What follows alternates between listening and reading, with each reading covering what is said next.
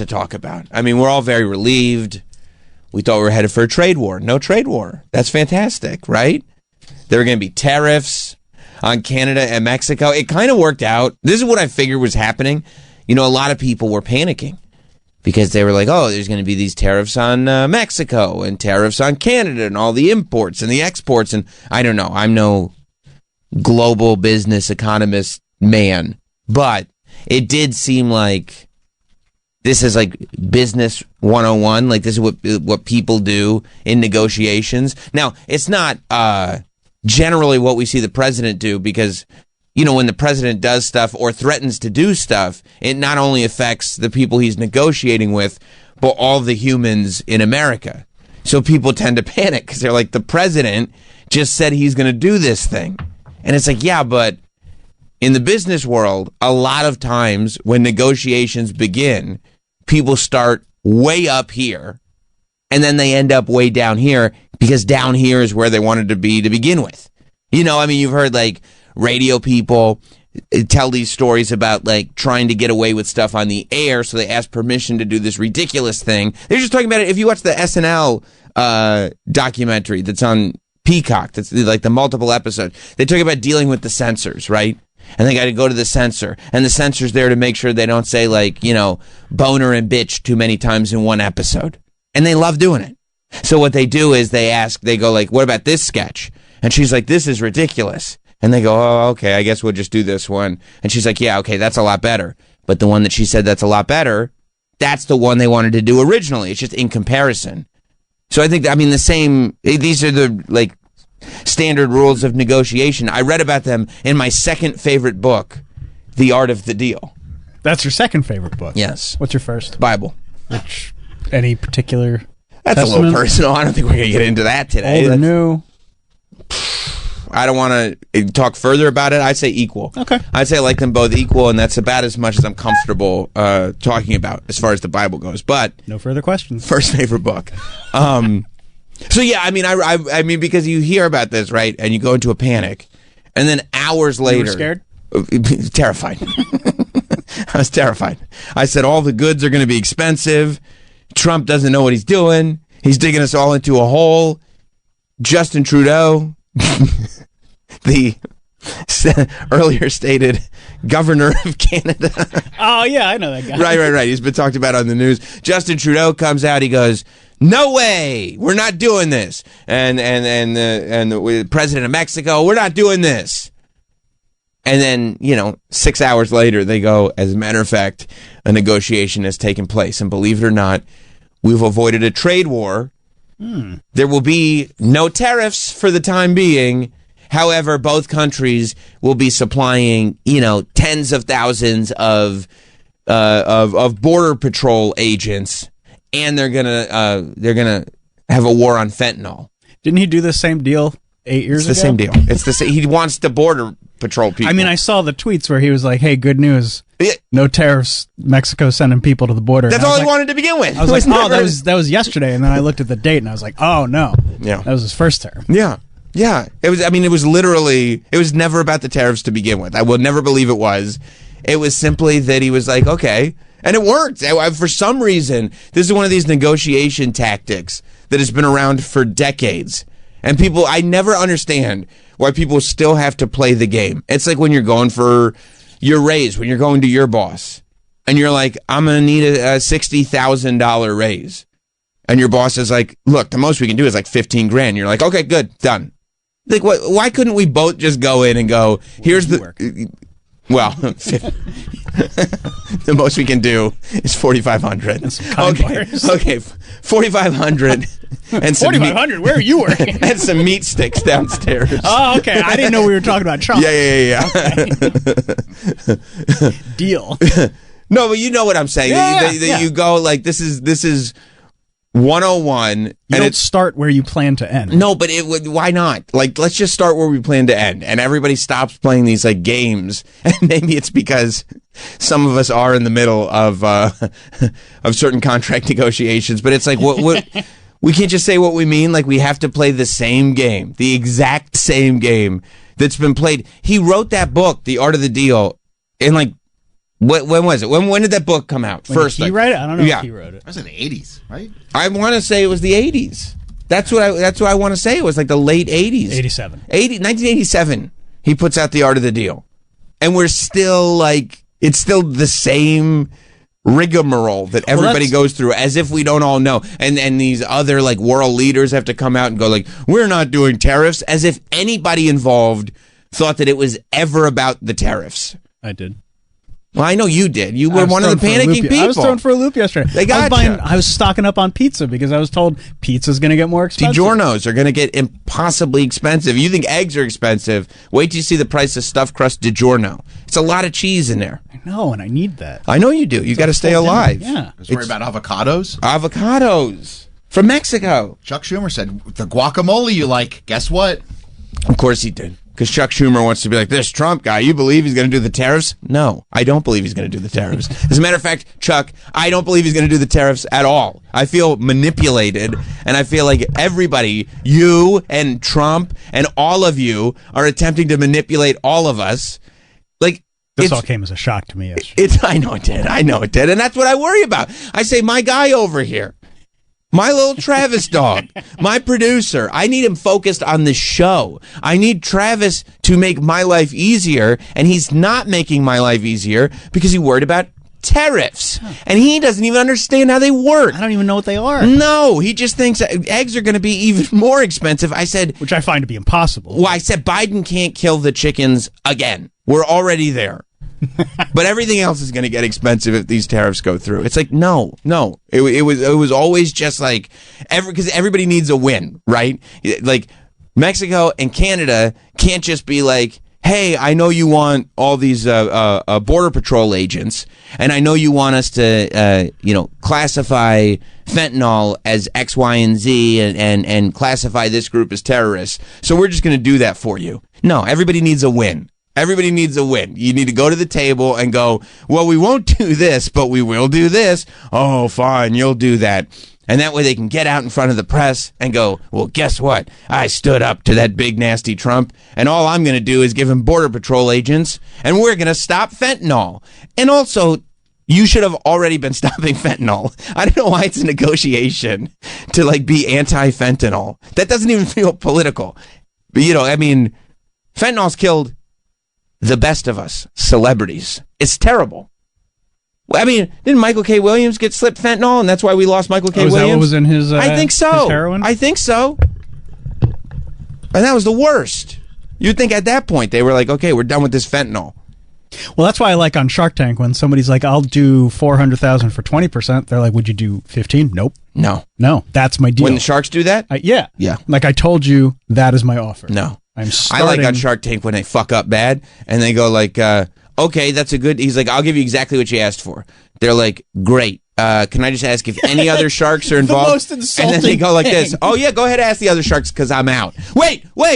And then the other sharks take the first shark side and they go, we're out too. It's the most I'll never understand like you just why got somebody going in there. I mean, because you get greedy. Because you get greedy. It's the same thing. I think you could get a better deal than what you want. Of course, that's what they think. They think they're going to go to Herjavec and go like, okay, can I get more money than I asked for? He'll do anything. Yeah. It's like, really? You'll pick me? Nobody picks me. Yeah. Do you have? Is there a product that I can demonstrate?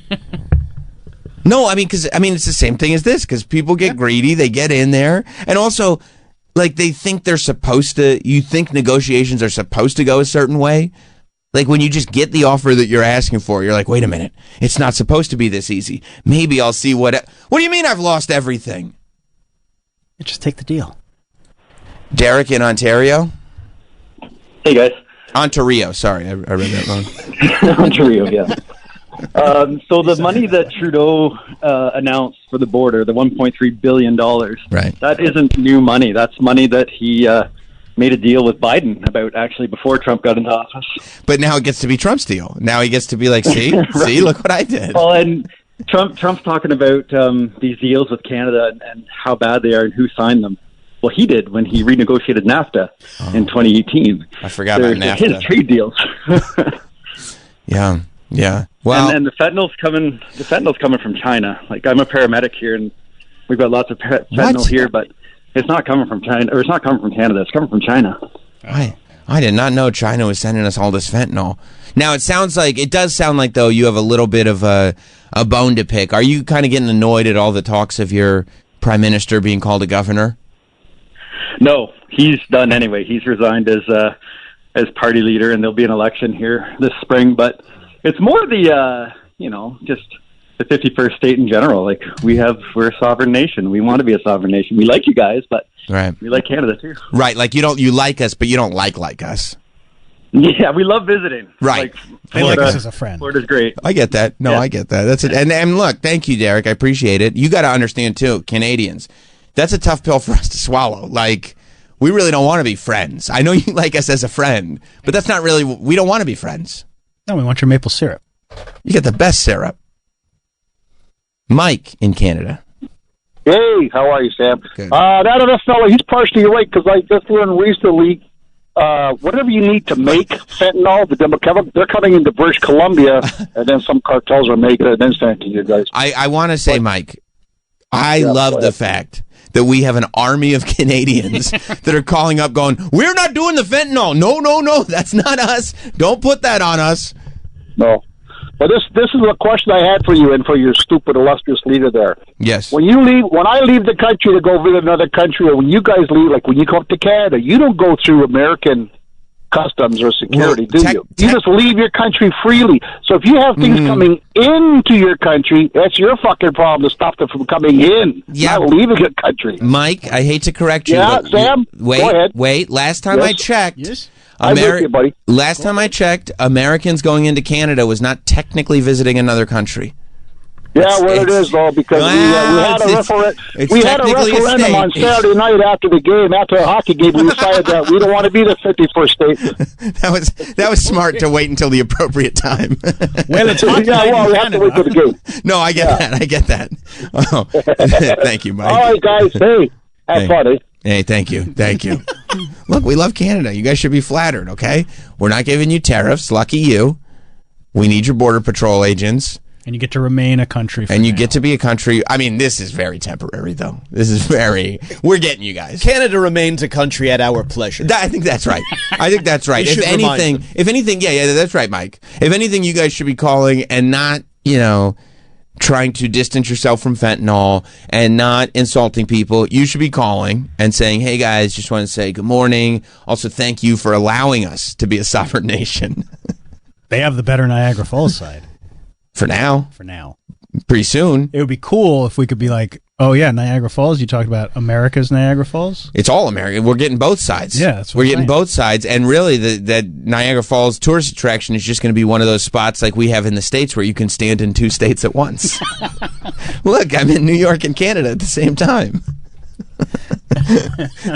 That would be great. Yeah. Yeah, so, I mean...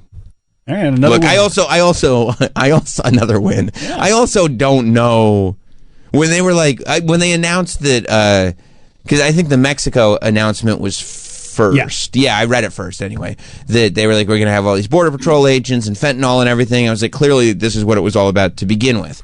And then Canada announced the same thing, and I was like, are there really people sneaking over the border from Canada? Yeah, they go up to Canada and then they come back down into the United States. I mean, that's a huge loop. Okay. That's true, though? Yes. Wow. Yes.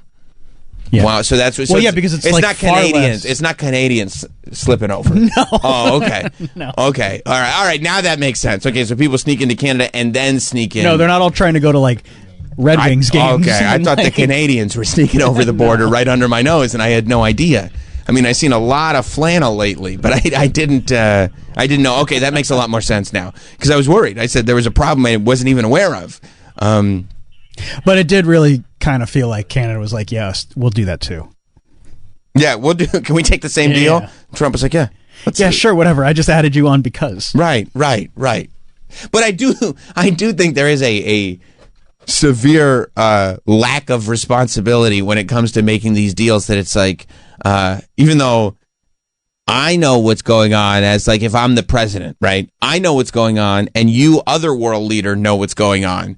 Like it's not just when serious starts negotiating and making deals, the employees might start sweating a little bit. But other than that, it affects and sometimes infects the people who work here. But when you're like world leaders doing it, it affects everybody in the countries. Like everybody in the country start going like, do you see what's going on? And like, it's not happening. They might. I mean, it could theoretically, but it's not. Isn't it just a dick measuring contest? Yeah, but could you just say, hey, citizens of the United States, do not panic. We're going to measure dicks. Everything's going to be fine. Well, that's not part of the game. Because I know it's not. That's the point. It's the whole game. But who are the pawns in the game, Troy? The citizens. They got to get everybody running around with their heads spinning around. Online screaming. Hot Dog was so mad. Hey, Hot Dog's mad. Morning Joe, they're not that mad anymore. No, they bent the knee. They bent the knee a little bit, but mad. They got the invite to Mar-a-Lago. That's right. So they're not as mad, but the evening shows are mad. The evening shows get. I mean, Joy Reid is furious. Chuck Schumer, like you said, Chuck Schumer's another elected leader who's going like, you know how bad this could be. This could be so bad. This could be, and it's like, come on. This isn't even. It's been a week. He's been president for a week. It's only been a week? It's been a week. No. I'm pretty sure he's in his third term. This was a year. This is the third of term since his second term, right? Luke in Cleveland. Yeah, Whoa. all these scabby-riddled Canucks need to be quiet and go back to their stupid country, guzzle beer, and keep inbreeding and all the weirdo stuff that they do up there. Luke. They keep electing these retarded people like Justin Trudeau, who's a complete moron retard. Luke. And is no business being in office. Everybody knows that he's the illegitimate son of Fidel Castro. The apple does not fall far from the tree. Luke, and these scabby Troy, this gotta make Canucks, sense. you go Pull up back a to picture. their awful beer and their terrible frozen land and go Luke. live up there and stay out of America. Luke, you live and in keep your Cleveland. stupid opinions to your scabby-riddled mouths to yourself. Luke, before you hang up, I appreciate the call. I want you to know that just because you hear somebody calling in from Canada, they're literally in Canada. Like they haven't. Like you can't have people calling in saying so and so from Canada. You can't tell them, hey, go back to Canada. They're already in Canada. And also I think a lot they also, like you said, hey, stop electing people like Trudeau. They're literally throwing him out of office. I don't know. They're doing everything you want them to without all the insults. No, because the inbreeding let him get in there in the first place. Okay, Luke, I And the appreciate. scabies. I know the scabies is a problem. I think they do have more scabies in Canada than we have here. That's totally fair. But I have watched quite a few YouTube videos, and we have inbreeding here too. Oh yeah. We have plenty. Johnny Knoxville did that doc. There's the who are they? The Jackson Whites. Yeah. I mean, we have quite a few notorious inbred families here in the United States. And also some people say Everyone knows that the Bush inbreeding family is very passe in America, but it's very hip in Canada. Okay, maybe you're right. I don't know. I didn't hear what you said. He said that it's passe in America, but hip in Canada. To And inbreed? Yeah, I don't know what to call. I don't know about that. Like all the kids are doing it? Yeah, and I don't know because I'm not up on that. I'm barely up on what's All going the on kids, here. all the brothers and sisters are doing it. That's really who's doing No, it. I got it. Now, Luke, I would say there are a lot of people in America that think Cleveland has a lot of inbreeding. Cleveland is not the most popular city in the world. But the only thing we're famous for here is a weird sandwich and a deathly curve on the I-90 going east. Oh, bro, it's my favorite. It's my favorite. Thank you, Luke. I appreciate it. Bye. Bye. I hope that a lot of Canadians are listening, going, "Oh, okay, these Americans, they got some good heads on their shoulders." How'd they know we were doing all the inbreeding? I don't know. I mean, but I think Yeah, there's plenty going on. we're here. doing our own. There's a lot of. There is some going on here? Take a ride through West Virginia. Yeah. No, America's got a lot of inbreeding. There's like literally a house full of people who are inbred that like YouTubers keep going to their house trying to that's get right. content. Yeah. Yeah. But I think they're from Canada. I don't think so. Isn't that movie Gummo about inbreeding? Gummo's about inbreeding. There's a lot of inbreeding in America, more than people think. And I don't even really hear about that in Canada. I don't think there's The inbreeding. Whitakers? Yeah. That's kind of news to me that Canadians are inbreeding. I mean, it's cold and there's nothing to do. I guess it's like fuck your brother. There's not as many people up there, too. Right. Okay, so you're saying if there's even a few inbred people, the percentage may be higher. Right, the Whitakers. Well, there are less people to bang. Oh, so you're almost excusing it. Like, I'm not excusing it. But for the sake of population growth, maybe some is needed. Well, I don't know that we need more Canadians. We don't, but Canada might. Especially if they're inbred. No, inbreeding is tough. Yeah, I mean, look at these Whitakers. These are. Oh, man, they are strange. Well, they can't help it. They were born that way, like Lady Gaga says. Is that? Yes, that's a big part of the song. Oh, okay. Whether you're inbred or yeah. Yeah, see, and like, oh my God, there's a guy that kind of has, he's their YouTube kind of representative, and he tries to keep other YouTubers away. Yeah. Because people will try to exploit them. And this guy, like, they watch him. He starts like GoFundMes and things like that.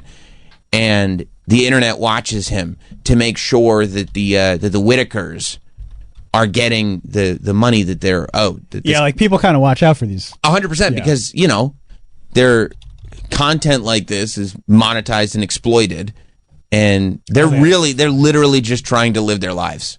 But lost everything in a fire. I mean, that's sad, but stop having kids with each other. I don't know if that contributed to the fire. It did not contribute to the fire. I would say too. I mean, Troy's not wrong. Like, the fire more feels like it feels like a symptom than the cause. Like, that really feels like an immediate thing to take. Like, let's fix this fire. Like, wow, I think there's an overarching issue that we need to tackle. Really stop fucking each other. Yeah. I think that's. But how does that? Well, I think that. How did that contribute to the fire? Well, I think heat in the room. There's a lot of heat in the room, like body heat. Yep. Yeah. And it just combusted. And I do also think, and I don't know, I would need the sociological statistics, but I have a degree in sociology, okay? And I would assume that if you looked at the statistics, and again, this is just an assumption, that there is a high degree of similarity between inbreeding and poor decision making. Okay. And poor decision making can also lead to fires. A lot of times it's like, who draped the curtains over those open flames? Now, this GoFundMe says that 100% of the funds raised will go to the companies that will be clearing the debris and positioning the new mobile home, not the family. And then whatever money is left over will be spent on a night at a nearby strip club for Ray and Timmy. Well, Ray and Timmy got to have a good time, too. And I like that they're being honest about it, right? They're going like, look, well, yeah, this we're feels not like going to give them cash. We're a company, and we would like to remove all this debris. Right. We're not going to give them cash. We're going to move the debris. We're going to give them a mobile home. We're going to take them to a strip club. I feel like giving them cash would be a bad idea. Horrible idea. Yeah, terrible. Like I said, look at the data. And maybe I need to do this data myself. But there has to be, the inbreeding to poor decision making, it has to be 1-on-1. 100%. Like, there's no way great decision makers also are inbred. I don't understand how it could work. It's just the way logic trees work. If it's an if-then statement. If you are inbred, then, and I apologize to any inbred listeners, but if you are inbred, then you are probably a poor decision maker. But you were, again, born that way, I think. I wonder if there's any examples of people being inbred that are geniuses. Prince Charles. Probably. Prince Charles. That's a good point. Is he a genius? He seems smart. He seems put together. Wears the suit well and everything. I don't know. I don't know him. Yeah. Well, I'm sorry they had that fire. I hope they do get it fixed up. They're living in cramped conditions with their 3 dogs. Oh, that's not good.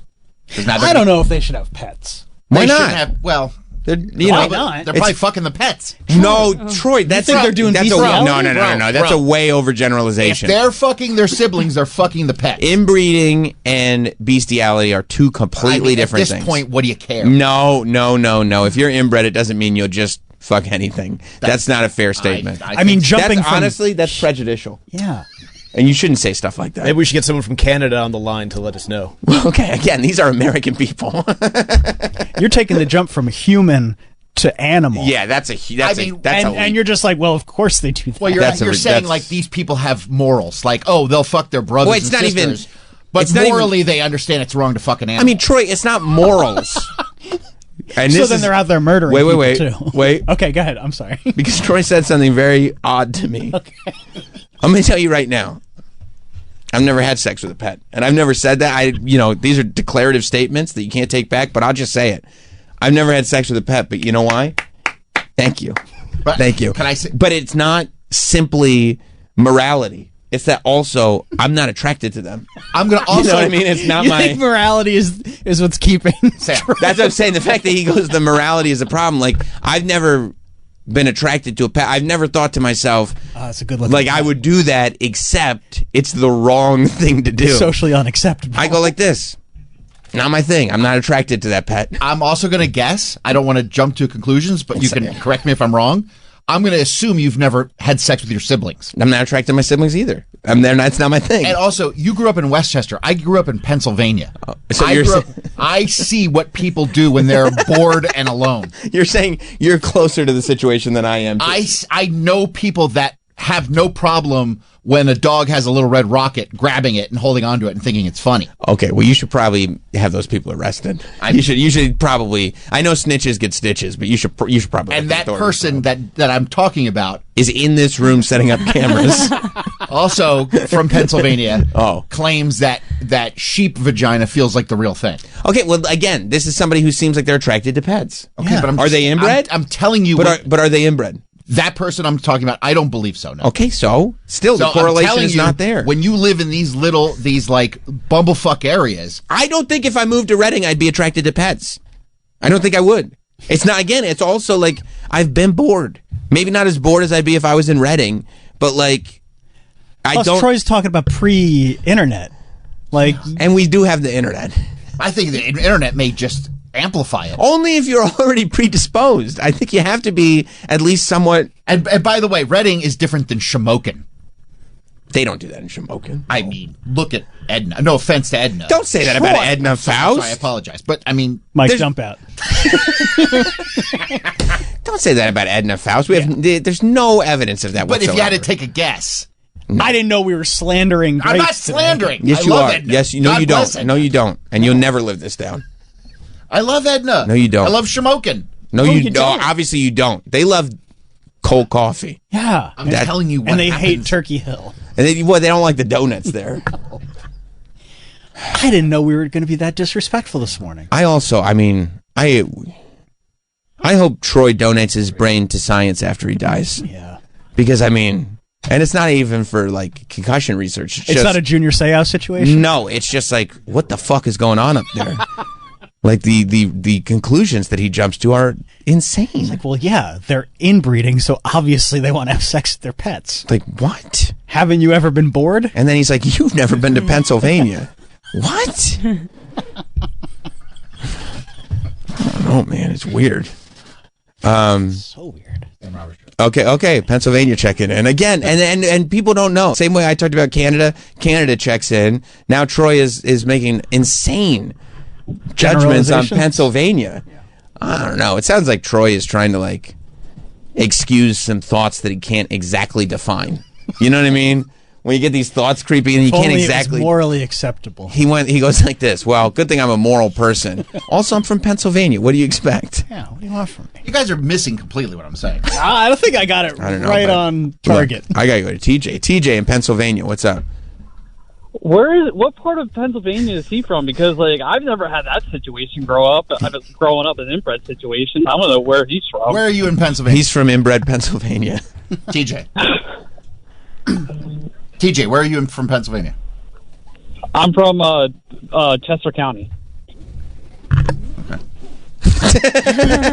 No further questions. Check by. Look, TJ, I don't know. I honestly, I would say it's not 10 times out of 10, but 7 times out of 10. I don't know what the fuck this guy Troy is talking about.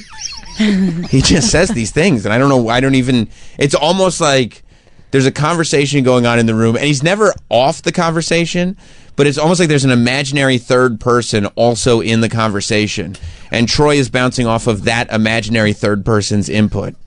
And I'm like, what? How did we get here? You guys are just... And you're like, the mystery man in the corner just said that. You know what I mean? Yeah, I never had that. No. I've never had that happen. Well, TJ, I think I trust your judgment right now. I appreciate the call. Thank you for normalizing a little bit. And I don't mean to cast you as a crazy person, Troy, but... You're saying crazy shit. No, you're from fucking the Westchester, rich liberal Westchester. You think it's a good point, you think it's a political thing? You think it's because we vote blue? I would probably say that people that vote red that would probably have inbred tendencies. I'm not saying everybody. All right, if you vote, Troy has made the declaration. 866-969-1969. 866-969-1969. Now Troy's statement is, if you vote red, especially from Pennsylvania, odds are you're inbred, which means odds are you're attracted to animals. You don't think there were any guys for Kamala signs at any of these inbred houses? No way. Of course not. No way. No way. It was just, guys for family members.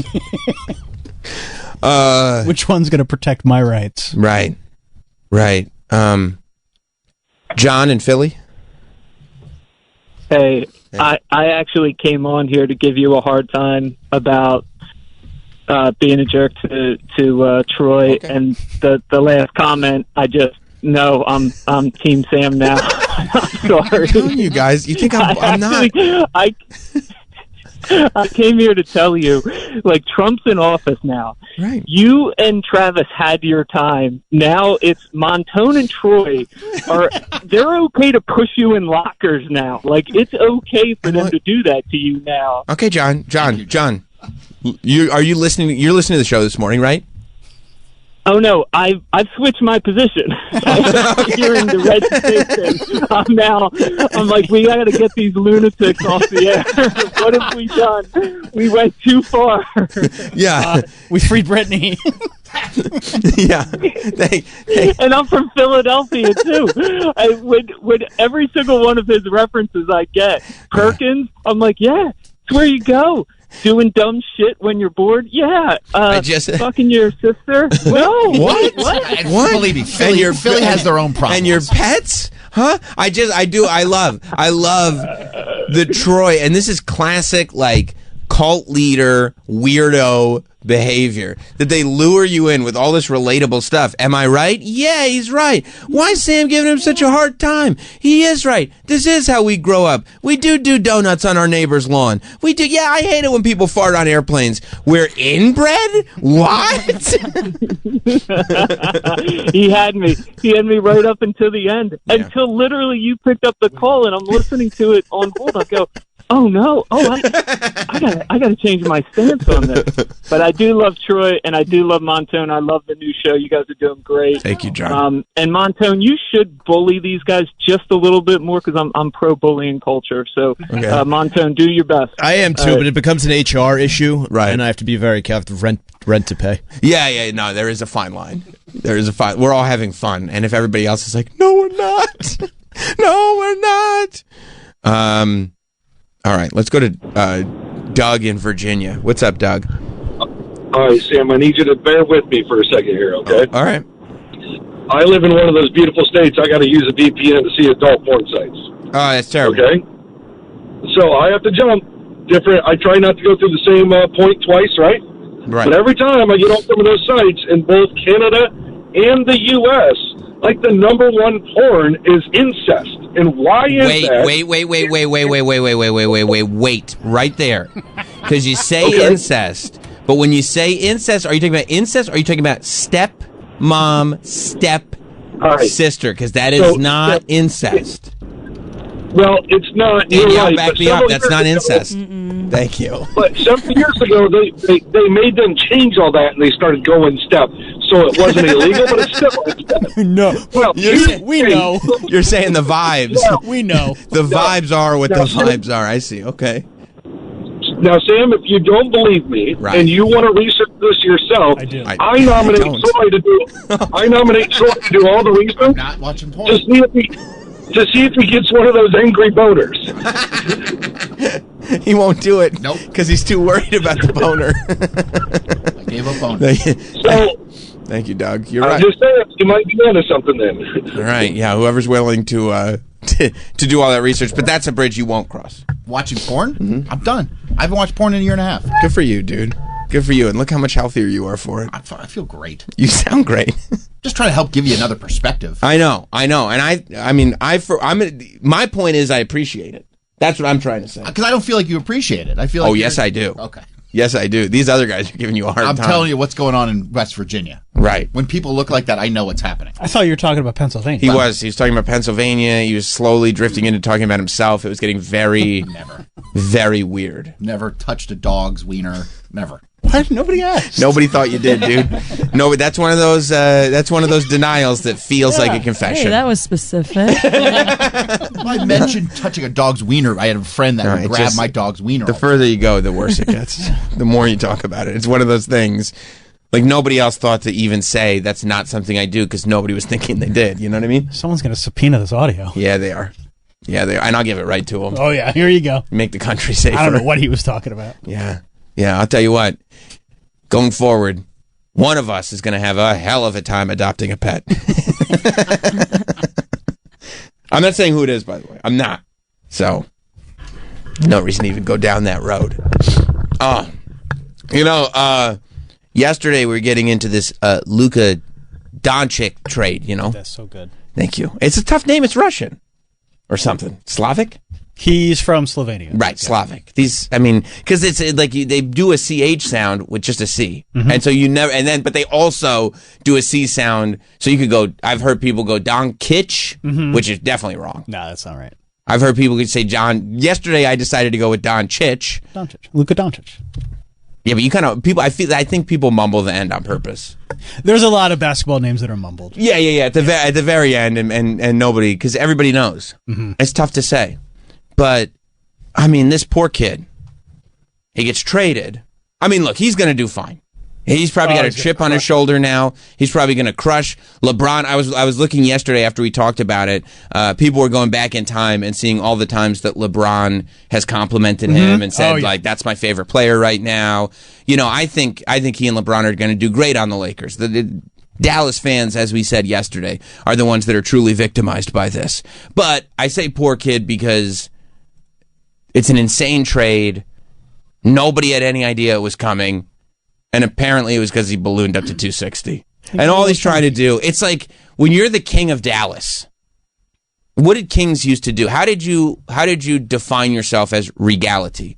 Oh. You put some weight on. Yeah. You know what I mean? You'd have hefty meals. You go, and you're in Dallas. They have Terry Blacks. That's what I'm saying. You can't go get some barbecue? You're the star of the Mavericks? You're the king of that city? They probably got like Carl's Jr. there, right? Of course they got Carl's Jr. Bro, they got Raising Cane's. They got Buc-ee's. Okay, they got so everything. You're going to put on some weight. You're going to put on some weight. Especially, he's off injured. He's just back. He doesn't realize, we've all been there.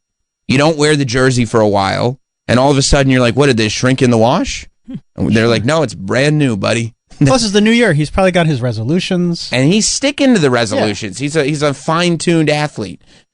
But so they trade him, and apparently the headline said he just bought a $15 million house in Dallas. Like it closed like last week. That's what I was looking at, right? Yeah. I go, okay, he just bought it. You mean he bought it a year ago? This feels sensationalized. Last week. A week ago, he put $15 million down and bought this like Dallas mansion. Because for $15 million. In Dallas? In Dallas, it goes far. Here's the other thing. And people go, well, you could just sell it, right?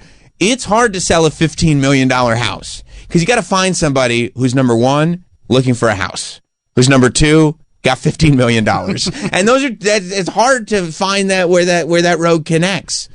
So yeah, now not only does he have to move to LA, he's got a $15 million piece of property and you can't rent that out. Maybe you could Airbnb it. I mean, you would have to say it's the Luka estate. Yeah. And like, charge prices. You'd basically have to charge what Disney was trying to charge for the Star Wars hotel. Oh, no one's going to do that. I know. That's the problem. Money. You'd have to give the Luka experience. But I think, isn't that what the guy who finally bought Jordan's mansion is planning to do? Like I think let he's people stay in Jordan's house? Yeah, like I think he's going to kind of live there sometime because he's like, some giant rich guy. Yeah. Yeah, I mean, and I get that. And I mean, I think it's a different thing for Jordan. Number one, Luka isn't Jordan. And he's still on the come up. But also, this is one of the great tragedies that's ever happened in Dallas. They're saying JFK, and they're saying the Luka trade. They're putting a red X in front of the Mavericks. No. Arena, yes, they are. Why? Because this is the second great tragedy that happened there in Dallas. Just like there's the X where JFK assassination. Right. Yeah. Right. But so, like, you can't. Nobody in Dallas is going to want to stay in the Luka estate. It's too soon. They'll cry about it. Now, some people are saying that according to property records, he did not purchase a house, but maybe he purchased it under like an LLC. I would imagine he would purchase it through an LLC. He doesn't want to get doxxed. No. You know, these people on the internet are crazy. I would imagine he purchased it through an LLC so that he could do it privately and so that he could write it off. Like how everybody knows where Dak lives because he put that big number in the backyard. He did? Didn't he? Oh, that's the Dak yard. That's right, the Dak yard. I knew it had a name. The Dak yard. At least in Dallas, I figure there's probably a lot of like oil tycoons and stuff? Yeah, like I think back to like, you know, Travis Kelce lives in Kansas City. How many Travis Kelce houses can there be in Kansas City? Kansas City would be tougher. You know, like everybody knows where he lives. Right, because it's half the state. Yeah. Yeah, no, that's true. I also think he's going to get bummed out when he gets it. If he gets that $15 million back and he takes it to Los Angeles and he's able to get a 3-bedroom apartment. He'll be lucky. You know what I mean? Like it's going to be tough. But yeah, I mean, the fact that somebody couldn't have said, "Hey, let's wait on the house for a second." Not that anything's happening. Like, somebody knew. People knew that this was in the works. It was definitely in the works a week ago. This didn't come together in one day. It was in the works a week ago. It was at least thought about a week ago. People in the Dallas Mavericks organization knew that they were going to attempt this at some point soon. Not Jason Kidd. Not Jason Kidd. No, he did not know. And he's probably pretty pissed off about that. He's just the head coach. But like the bosses of that organization knew, and they also knew he bought a $15 million house. How do you sleep at night? It's a terrible thing to do. Mm-hmm. I mean, and he probably is like, clearly it's his forever house. Oh yeah, like, you know, figuring out, I'm going to put this here. I'm going to make this the big guy. This will be the game room. I'll put 17 TVs in this room. I'm going to design this like MTV Cribs. No my snacks. Yeah, exactly. I'm going to have a refrigerator under the bed so you can roll it out. And there's drinks there. All the drinks that you want. You never have to get out of bed. You've thought about this. I mean, can you imagine that if you make, because, you know, you can get the drawers, whatever they're called, under the bed. Some people use it for storage. But if you turned it into a refrigerator, not only would you have drinks right under your bed at all times, but also your bed would probably stay pretty cold because you're sleeping on top of a fridge. That's a good point. I have thought about that. And that is something that I'd like to do. And just get a cola when you're lying in bed. Oh my God. I'd be sitting there. And when you're sick too and you need to hydrate, it would just be Gatorades upon Gatorades, Pedialytes and Pedialytes. It'd be great. But even when you're not sick. Yeah. I mean, think about it. When WWE's doing an overseas, like if they're doing a pay-per-view in Australia, starts at 5 o'clock in the morning. You want to watch it live, pull out the drawer that's a refrigerator, pop a cold one, Steve Weiser, you're good to go. Steve Weiser, 5 in the morning. I mean, because I thought you were going to say cold brew. No. You're on Australia time at that point. You know, you're trying to enjoy the show. Yeah, no. I've definitely thought about that, and that's the first thing I would do. Is there a freezer section? If I was Luka. No, it's just drinks. Okay. It's just drinks and, like, candy bars that are good in the fridge. Oh, okay. Like Hershey. So no Twix candy bars, like the ice cream ones? No ice. No. It's like standard. I thought maybe you would pop a few, like, WWE ice cream bars in there. No, because there's no freezer under the bed. It's just a fridge. All right. You're on a tight ship. Yeah. It's like a vending machine? Kind like of. Options? Yes, vending machine options. Oh, yeah, do you have like a snack drawer? Like a candy bar? Correct. No, because it's all... Because you wouldn't be allowed to put regular fridge food in there, like no vegetables, no, like, nothing, no cheeses. No nutrients. Nothing that's good for you. No, it's like soda. Water? No water? There could be some waters, because sometimes you do need to chase. As a matter of fact, this guy, Hot Dog, thought I was a crazy person for ordering a Dr. Pepper and a water. And I said, this is what people do. Balance. That's not crazy at all. Exactly. But he said, why don't you just order one of every beverage? You psychopath. Meanwhile, he's in the wrong. Meanwhile, he got a spicy margarita at 11:30 in the morning. But either way, that's neither here nor there. It would be all sodas, Snapples, sports drinks. Snapples? Oh, of course, Snapple's like. I didn't know people still drank Snapple. Snapple's the best. You got to get them when they're in the glass, though. That's right. You know what I mean? That's right. It's not a thing anymore. I know. Well, you got to hit the bottom too, right? Yeah, that's right. You got to move the stuff Snapple around. caps. I go, Wendy, get in here, Snapple Wendy. Where's the best stuff? She goes, right under the bed. Let me get you one. Wendy's the goat. Yeah. And then like Hershey bars, M&Ms. So now Luca doesn't get that in Dallas. Charleston Chews. Charleston Chews are so stupid. I don't know if those would be good cold. They're great cold. They're not good. Really? Have you had them cold? No. Oh, they're the best cold. Oh. They're so good cold. There's one in my fridge right now, but that's neither here nor there. But there's no way. Yeah, there's. Oh, she's not gonna throw it away. She knows. She knows.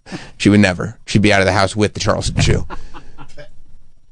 But I don't know. I don't. Right now, no. It's gonna take a couple years for Luca to like kind of get his feet wet, figure out where he's at in LA. Plus, now is like the worst time to buy a house in LA. It's the worst time. You can get a plot of land. That's all you can get. Yeah. And you can't even be showy about your property in LA right now because people think you're a dickhead. Yep. Like, oh, Mr. Rich Guy, well, all of us lost everything. Cool. Nice fridge bed. You can't build a fridge bed in Los Angeles you right can, now. but you sure can't tell anybody about it. And what's the point if you can't tell anybody about it? You can't be like, hey, Paris Hilton, look what I bought.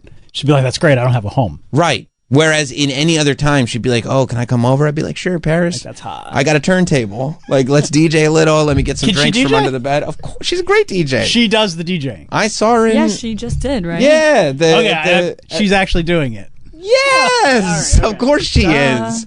Of course. Who else is doing it? She's there right behind the turntables. Who would be doing it? Who's doing it? Who else That's is my doing it? mistake. Of course it's Paris. Okay. She's not just hitting a button. She does it all. Okay. No, exactly. These are Paris mixes. All right. Listen, I'm out of it. She learned how to do it on Simple Life. You didn't see that episode? It was a great one. Yeah. You can't buy a house right now and be showy about it. No, you absolutely cannot. Billy Crystal lost everything. Right. And you're going to sit there, really? You get a refrigerator bed and Billy Crystal has nothing? Yeah. You'd be thrown out of Los Angeles. So instead, he's got to have a humble home for the time being, whereas he was just positioned to have a fridge bed. And it's like, thanks for the trade, guys. Really great timing. Awesome. Yeah. Meanwhile, Anthony Davis, as soon as the feet are on the ground, he can have a fridge bed if he can wants. Have whatever he wants. He's the king of Dallas.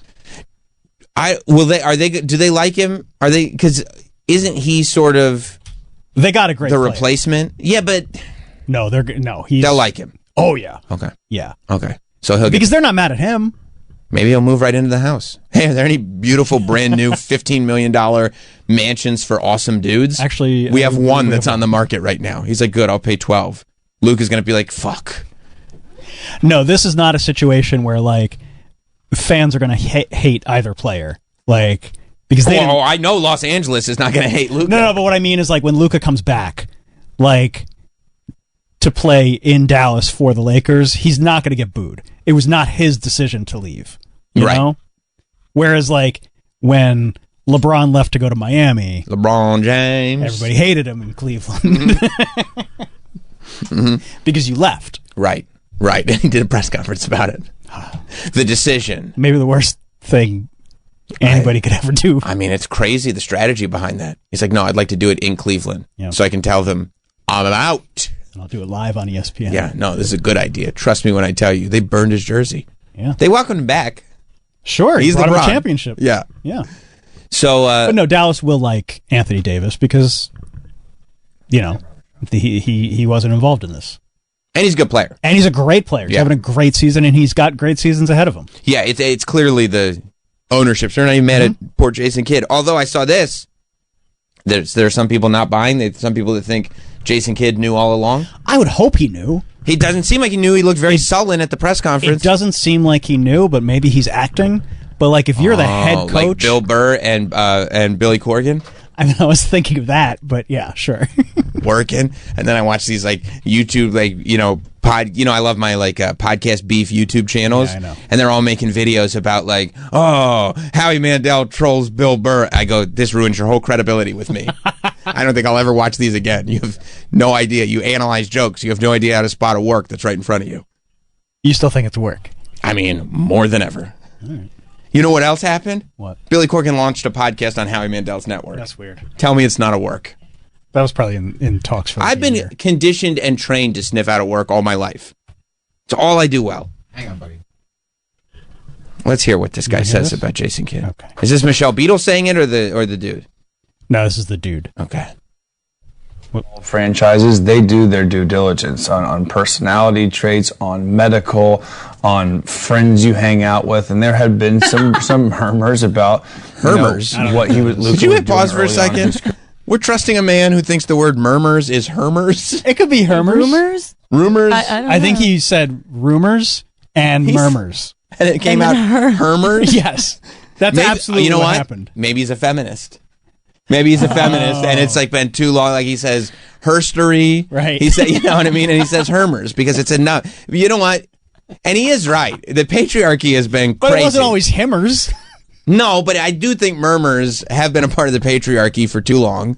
Okay. And this guy might just be a forward-thinking dude, and I appreciate it. Dallas, of all franchises, they do their due diligence on personality traits, on medical, on friends you hang out with, and there had been some murmurs about what Luka was doing early on in his career, and then obviously with the weight and then the off the court activities. So I don't know extreme details of this, but you just don't do this out of nowhere, right? I think they obviously see something that the average person that we don't see. For them to move on just that quickly and that easily of a talent like this is a basketball show, right? This is a FanDuel show, yeah. Like these guys talk about basketball. Yeah. This makes me feel so good about myself. Why? I'm just saying. Okay. I'm just hearing hermers that everybody's like, go on. The biggest issue was professionally, respectfully, how they handled that. Me and Lou were good players. Lou, much better than I was. And Luka, his career has been unbelievable. Most of those star players have a dynamic and a dialogue with front office, with ownership on what's going to happen. I find it extremely disrespectful. I find it horrific bad business for you just to go and do this. And I'm also not buying that Jay Kidd just didn't know. I know you have to keep it in-house. I know you have to keep it close, tight, especially nowadays with social media, and Shams somehow gets in there and finds everything out. Somehow? Shams has I just think this is bad business when you draft this guy. This dude just bought a $15 million house. Just closed last week in Dallas. Apparently he cried when he found out. And this By is the way, your shout out to everything, Beadle doing everything she can. Oh yeah, Beadle's out there working. She's got everything. Trying. She's got everything on her shoulders right now. I mean, it is an interest. At least there's a hot take there that Jason Kidd he thinks. Knew the whole time. Thank God there was a hot take. Well, he also brought up the hermers. Yeah, I don't know. Jason Kidd seemed really annoyed. Yes. In the whole press conference. I'd be annoyed too if I just lost a once in a generation player. And if you're the head coach and you knew but you're going to pretend you didn't, now you're lying to your entire team. Mm-hmm. If that were to come out, your credibility as a head coach is dead. So I can't believe that Jason Kidd knew. I hope he didn't know. Yeah, me too. That's probably what it is. Yeah. I really hope that. Eric in North Carolina. Yeah. Hey, how you doing? Good, bud. I was reading about it, and Luka also lost over $100 million because he was with Dallas and qualified for a supermax deal, $350 million they were going to pay him, and now the Lakers can only give him $225. Yeah. And he moved to California, which has 9% income tax on state income tax, and Texas has none. Yeah, I forgot. I forgot. Big thing. Are crazy. I forgot Texas is one of those beautiful no incomes. Really expensive. Wow. So he's also getting triple fucked because now he's getting large property taxes too. And he can't even do makes up for the no income tax. Yeah, thank you, Eric. I totally forgot that Texas is a no income tax state, and he can't even do one of those slick declare that I live here but actually live here things because everybody in the world is talking about this. Oh man. No, that's a major selling point for a lot of teams. Sure. Nevada, Mm-hmm. Texas, Florida. Yeah. Oh, that's now he's got to go to California. Even more. People are actively leaving because of how expensive it is. How expensive it is because not only the taxes, but and then the property is way more expensive. Yeah. Everything's more expensive. Avocados. Well, they were almost more expensive, but now we got. But they're more expensive in California because everybody eats them over there. They love avocado toast. I forgot about that. They're literally restaurants, and it's what do you have? Just avocado toast. Yeah, that's all. Put some shit on it if you want. $25. Yeah, $25 for avocado toast. If you want, we'll squeeze a lemon. No lemon? Okay, here it is. Yeah, wow. That sucks, man. That sucks. The other thing I was just thinking of, as I said, lost credibility as a head coach is I've been obsessed with this dude, Liam Cohen. Mm-hmm. You like Liam Cohen, Mike? I know you're not a basketball guy as much as a football guy. A little creeped out by him. No. So it's so funny. You read about Liam Cohen, and he's the new head coach of the Jacksonville Jaguars. He came in from the Bucks, and he was the offensive coordinator? Yeah, I was reading up on. He's like a football autist, right? Like he's supposedly great. Oh, I know one of those guys. He's. Yeah, here's the thing about Liam Cohen. You ask him how many games are in a season. He will just stare at a wall. But he'll design a play. Right. Yeah. Oh, it was great. So wait, we're done? That was it? That was the last game? So I'm reading about this guy, and everything on paper is he has the potential to be a great head coach, right? He's only 39 years old, except he was really, really good on the Bucs, so much so that they didn't want him to leave. They said that they let him do an interview, the first interview via Zoom with Jacksonville, just as kind of an exercise. They thought it would be good for him to get that to be able to have interviewed for the position as his development as his offensive coordinator and his development in the NFL. And then they said that he was called in for a second interview, and that's when they were like, look, we really don't want you to take that gig. We're going to give you a huge raise. We'll give you way more money. Don't go do the second interview. He went, okay, I'll take the money. And then the owner of the Jaguars, Shad Khan, called him up personally. And he was like, I really want you to interview for this team. Like, I want you here. I'm asking you as the owner, here's the money on the table, whatever, fly in. We want to do an in-person interview. So he snuck out like in the night, went to Jacksonville, did the interview. And I think by midnight that night, they had signed him. And so he's like this hot commodity, And then he steps in front for the first press conference, and people were like, oh, I can't wait to see what this is all about. And in one word, he just utterly, every football show that I watch, every sports program that I watched, in one word, they were like, this guy can't do it. There's no way he can be the head coach. Jacksonville is in Duval County, I believe. I believe that's where they are, right? And for years and years and years, they have they chant Duval. I believe. You want to hear one? A real one? Yeah. Not. Yeah. Like an actual, like the players or the fans or whatever. Yeah. Yeah. Okay. This is for years. Okay. They love this. And I thank God for football, and I thank God for the people of Jacksonville. And I had to get this in just one time. Duval! And they love it. They're all so happy to hear that. They're all so happy. They live for it. Hall of Fame. They're like, yeah, we love our county. And I can't blame that. I sit here they talk about Duval like I talk about the Bestchester. We love our counties, okay? And, Liam Cohen shows up, and, he's 39, he looks 29, Like he looks like he's wearing his dad's suit. He's like, I guess I got to wear one of these now. Not clean shaven, very happy to be there. Like, this is a very exciting thing. And he should be. This is a very exciting thing for a guy like this. And he's coming from Tampa. This is Jacksonville. It's the same state. It's not like it's like a foreign territory. But he goes up and he does this. Duval.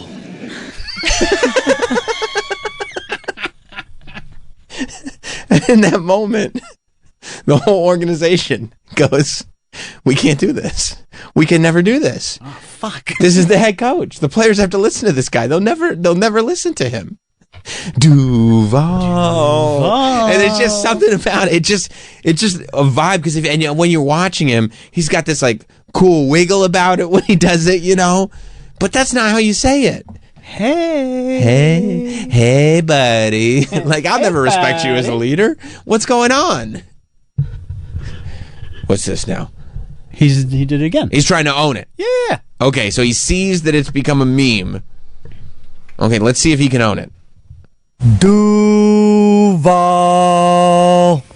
No. Dude, no. That's and now he's WNBC. Yeah, you don't have it. You don't have it. He's trying to correct it now.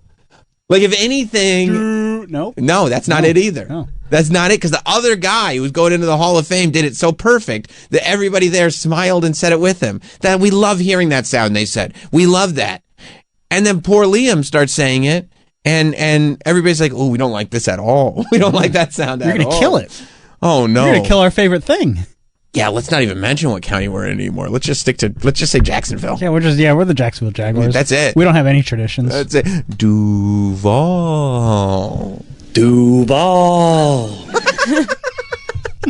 That's not how you say it. It's too sing-songy. It's very sing-songy. It's like a jingle. Yeah. Like by Menon. It is. It sounds like he's doing like a magic act. Duval. Yeah, like where's the curtain falling?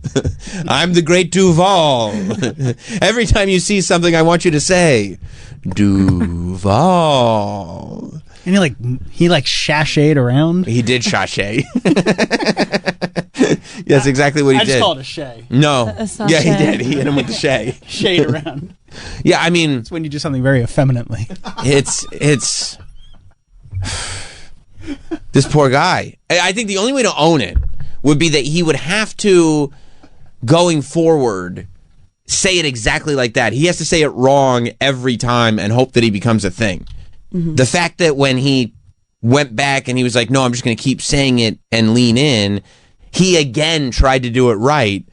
I feel like he screwed it up again. In that second interview. Mm-hmm. It feels bad when he says it.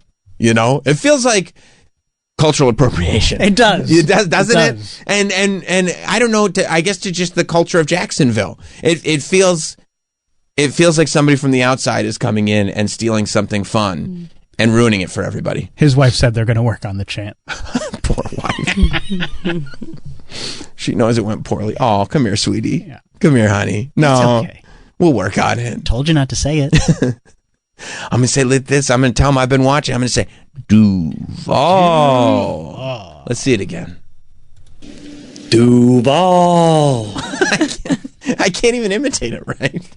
Well, no, because it's such an unnatural way to say anything. It trails off at the end. Duval. It does trail It's off. uncomfortable to listen to. Yeah. It's almost like he realized he messed up the first syllable and didn't know what to do with the second one. You know what I mean? Like there's a rhythm to how it's done naturally. And when he screwed up the first one, he's like, "Oh no, I'm lost out here. How do I hit the Vol? I don't know how to hit the Vol." It's very, very uncomfortable. It's like one of those. It's a red flag moment.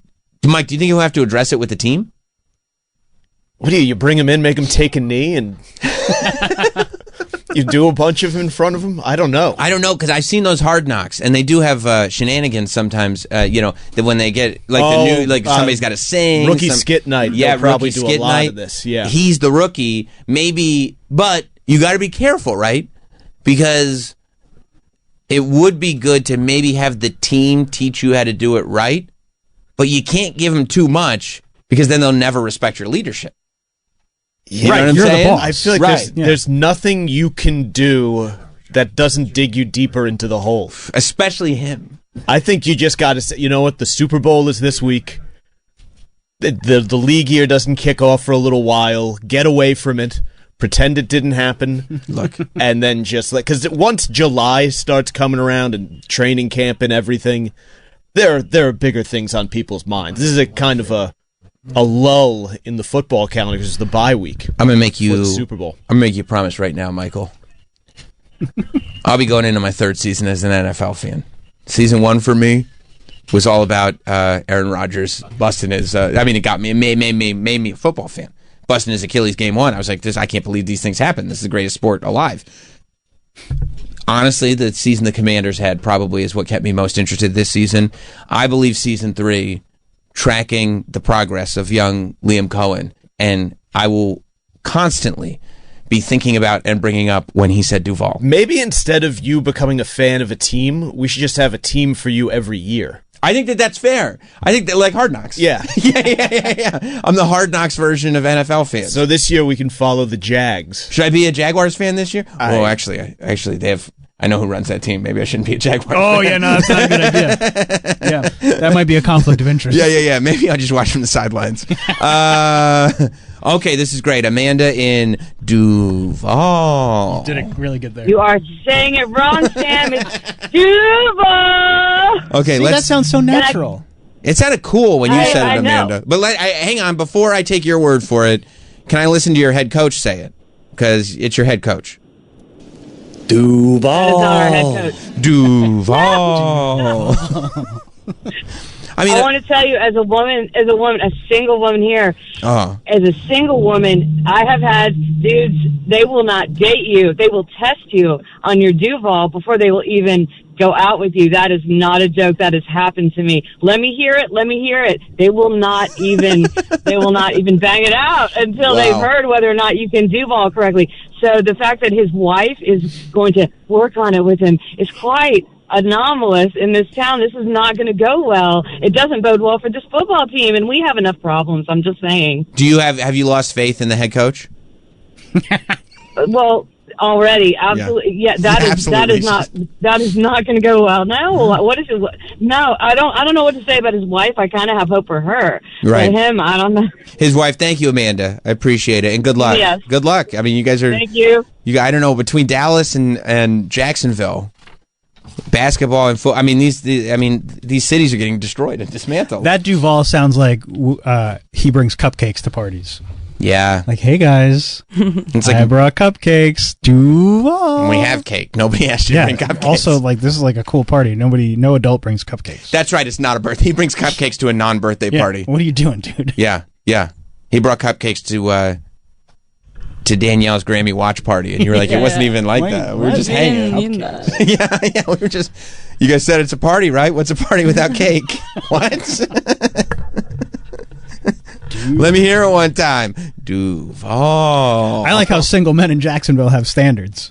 I do too. I like that it's the men making the women prove it. Maybe, I don't know. Maybe I would have to look at population data, but maybe there's just far more men than there are women.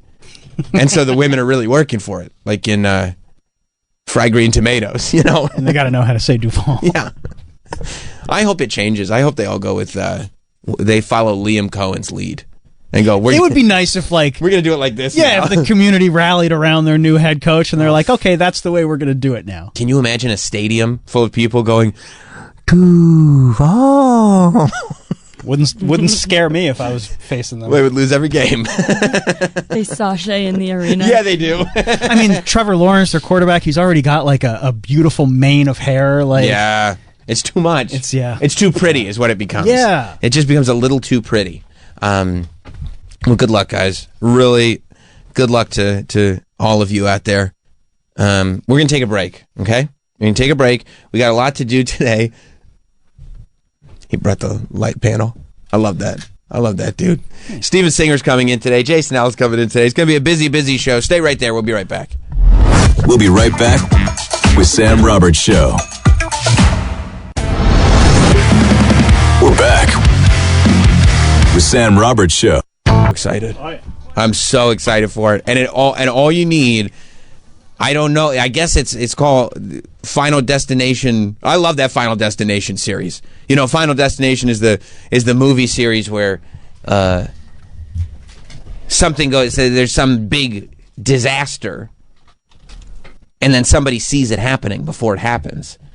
And they tell all their friends, let's get out of here. Let's not have that disaster happen. But it's always something very, and as each movie continues on, it's a bigger and bigger and more elaborate disaster. And then as all their friends go away, you know, all the friends go with the person. He wakes up from this like weird dream state and goes, oh my God, I just had a vision. We're all going to die. Let's all get out of here. And it's usually like 8 of them. And they all get out of there, but then death chases each one. And they all die in very, very elaborate ways. Devin Sawa was in the first one. This is the first one in what, like 14 years? Yeah, very long time. You know, for people who watched it, it's like, You know, that first one was the plane crash. Oh, that's right. Remember that one? And it was like, and they show like huge, like and the movie. I mean, like massive. Yeah, massive. And it got to the point where like you knew that every movie was going to start with that death scene, but then they started doing fake outs. Oh, I think that's going to be where it starts. I think that's going to be where it starts. And they did like the one where they're driving down the highway and the logs come off the back of the truck. Remember that one? Oh yeah, that made me scared to drive behind those 100%. Till now, still. Yeah, there's I think in one of the later ones, there's like a roller coaster one where the roller coaster starts, like you slowly, like the screws and the nuts and the bolts just start to become loose. It's so scary. So in this one, this one's about Roman Reigns. Yeah, Solo Sikoa, Right. the Usos. Okay. It is. It's called Final Destination Bloodlines, which combines my two favorite things: Final Destination movies and the Bloodline. So I'm pumped. I mean, this has me written all over it. I guess it's somehow like death hunts families. Okay. Sure. So I'll have to go back into my Final Destination research to see who. I don't remember. I think Devon Sawa, I don't think he survived that first movie. I think there was something in the end that made you you didn't see the death. Maybe they'll say somebody survived, and now they're hunting down that person's family. Maybe, I don't know, something like that. I see where this is going, by the way. Okay. This is going to be a Sam Roberts rewatch and deep dive. Oh, yeah, full franchise. On YouTube. Full franchise. A ranking. Ranking each movie and how the plot is consistent throughout all, however many there are. Is this the 7th? This is the 6th. 6th. So the plot line here is a college student experiencing a recurring nightmare that foretells her family's demise, returns home to find the person who can prevent it. Devon Sawa. You think it's Devon Sawa? I hope it's Devon Sawa. Okay. I don't see him on the cast list, but they don't always publish the full cast list. That's right. But the trailer, and who knows, and this is the beauty of this trailer, who knows if this is even in the movie, right? I wouldn't be surprised if this scene and this character is not in the movie at all. It's just literally another one of those elaborate death scenes that's just all unlucky. And you can see, in the beginning, it's like at a piercing place, and you think something's going to go horribly wrong with the tongue piercing, but everything's fine. This is the fake out, right? You go, oh, I know something's going to go, oh, everything's fine. Hey, 5-star review, yeah. And then, you could probably turn the sound off because you can't, it's all action. But as it goes on, oh, see, flammable liquid. Flammable liquid is a red flag in these movies. Somebody's getting lit on fire. There's piercings, there's chains, they're showing all of it. There's so many opportunities for murder. Right. Murder by accident. Yeah. Right? Accidental murder, we call it. These things just happen. Homicide. Well, that's not what homicide is, actually. Sure? I'm actually positive that's not what homicide is. Okay. But I'm not a detective. Yeah, I mean, the piercings come into play. The guy ends up like hanging from his nose piercing off a ceiling fan while the ground is on fire under him. It's awesome. This thing. Oh, he's tattooing himself. Of course, he's tattooing himself. So he's busy. Oh, Dad. I mean, come on. I don't know if it's for his dad or he is a dad. If he is a dad, that's worse. This is like one of those marble games. Where Rube Goldberg. Yeah. Rube Goldberg. Yeah. Uh-oh. Yeah. See, now the flammable liquid's on the ground. Now there's a chain. See, he caught onto his nose. Wait, so is this just a scene from the movie? Well, the full scene it's showing us? They're basically, I think that what they're showing us is we still got a lot left in the tank. Ideas. Right? This is a comedy of errors. We could I mean, there's so many things that have gone wrong here. Wait until he's I'm just going to tell you this. Nothing's an accident. See that glass counter? Yeah. What happens when you stand on glass? It breaks. Oh, no. Oh, now you have nothing to... And what's going to happen if he falls on the floor? He's going to be lit on fire. Lit on fire. Oh. Yeah. Oh, now he's on fire. It's so... Final Destination rules. It's so great. Final Destination is the best thing.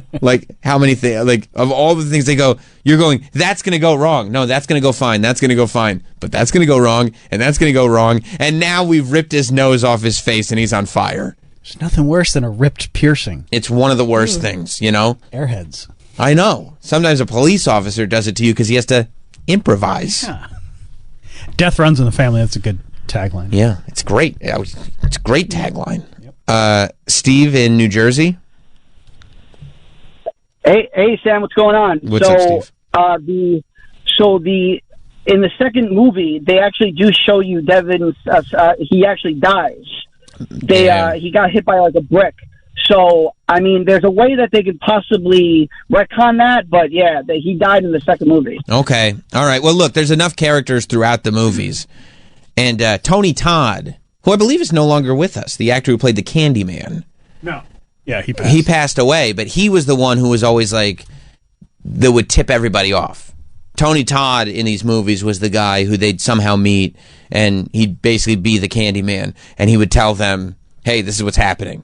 So, but he passed away, so he can't be the guy that's going to tell everybody unless they AI him in. You know, they could AI the Candyman into this movie. I'd be fine with it. He might be in it. Oh, like maybe they shot it before he died in November. So they would have. He signed on to reprise his role in September of 2023. Wow. And then filming took place between March and May of last year. So he could definitely be in. So it's very possible. He is in it. He's that's in the great. cast. Yeah. Okay, that's great. The Candyman's going to tell him everything that's wrong. Hey, by the way, that dream that you had, that's real. And death is going to come and hunt your entire family down. Oh, that's great. Yeah, I'm watching every single one of these movies again. They're all good. It's one of the few franchises that they're all good because that gimmick of the elaborate deaths, they always go for it. They never cheap out on the sort of insane elaborate deaths. They always find something that we all do. You know what I mean? Driving on the highway, being on a roller coaster, being on a plane that you're going to think about every time that it happens. Yeah. That's awesome. Nobody's getting their tongue pierced anymore, that's for sure. Nope. No, I don't think anybody's done that since the 90s anyway. 90s are back. Tongue piercings are back. Tongue piercings are back. Cool. If you can't tell me Jenkos are back, but tongue piercings are not back. That's a good point. They go with each other. They do. But it doesn't come out till May 16th though. What am I going to do till May 16th? Although Rewatch. Yeah, I've never watched them. You never watched any of them? No. Oh, they're so but good, I really Danielle. want to, because like 2000, like the early 2000s, like that sounds like it'd be good. Yeah. Yes. I don't know. It's great. It's great. Are you a horror movie fan, Danielle? Like not usually, because I find them funny. Like I can't take them seriously because sometimes they're stupid, you know? Like The Conjuring to me. You don't like any of the Conjurings? No, I just thought it was stupid. What about that Annabelle doll? No. Dumb. Like stupid. Like The Boy. Like I don't know. Like that's a me thing. But have you ever seen the Child's Play movies? No. That's like I with, haven't Chucky? seen. No. Stupid? Okay. I think maybe I would like this because, like you said, it's normal things like driving a car. Like that's what is scary because it's like, wait, this could happen to me. And it's from another. It's like the universe just kind of working itself out. It's not like there's some haunted being that's hunting like the you down. psychological thrillers. I get that more. The horror that's just too much. Yes. I'm not behind because I'm like, all right, come on. Yeah. Also requires you to like fully like believe in ghosts and like believe in that stuff. And I'm just so you can't like break out of it just for the movie? Not really. No, I really can't suspend that disbelief. Yeah. You know? When they go like, acting's really good, but yeah. So you don't like not the. Maybe it is The Conjuring. Yeah, where like Elaine and what's his name, Warnos. You don't like ghost hunters, none of that stuff. No. Yeah. Sorry. I mean, I don't really believe in any of that stuff either in real life. Right. Or psychics. Do you believe in psychics? Yeah. No. I don't know. Not really. Because I mean that goes back to the conversation the other day about Jerry Springer. Like it's like what's real on TV. Right. Like, can you believe it? Like, if I'm watching The Medium lady on TLC, like, I would believe it, but then it's like... You believe Teresa Caputo? I don't know. I love that. I love that you're like, I'm I don't gullible, know. But you got in my head the other day. I'm like, The Maury Show? Like, is this all fake? Just the fact that I'm like, Jerry Springer was fake, you're like, no. Not Teresa Caputo. Like, not the Long Island Medium. Is off limits? I mean, listen. I'm going to tell you, Danielle, this is a tough lesson in life. It's all fake. Really? Everything, yes. You think? 100% Even reality TV? Mostly reality TV. Like The Bachelor last night? Like, you think that's fake? Fake. I don't. Fake. Like, I don't know. And maybe that's my problem. And by the way, if you want to believe and you need to believe. Okay? It's like Santa. Yeah. But fake.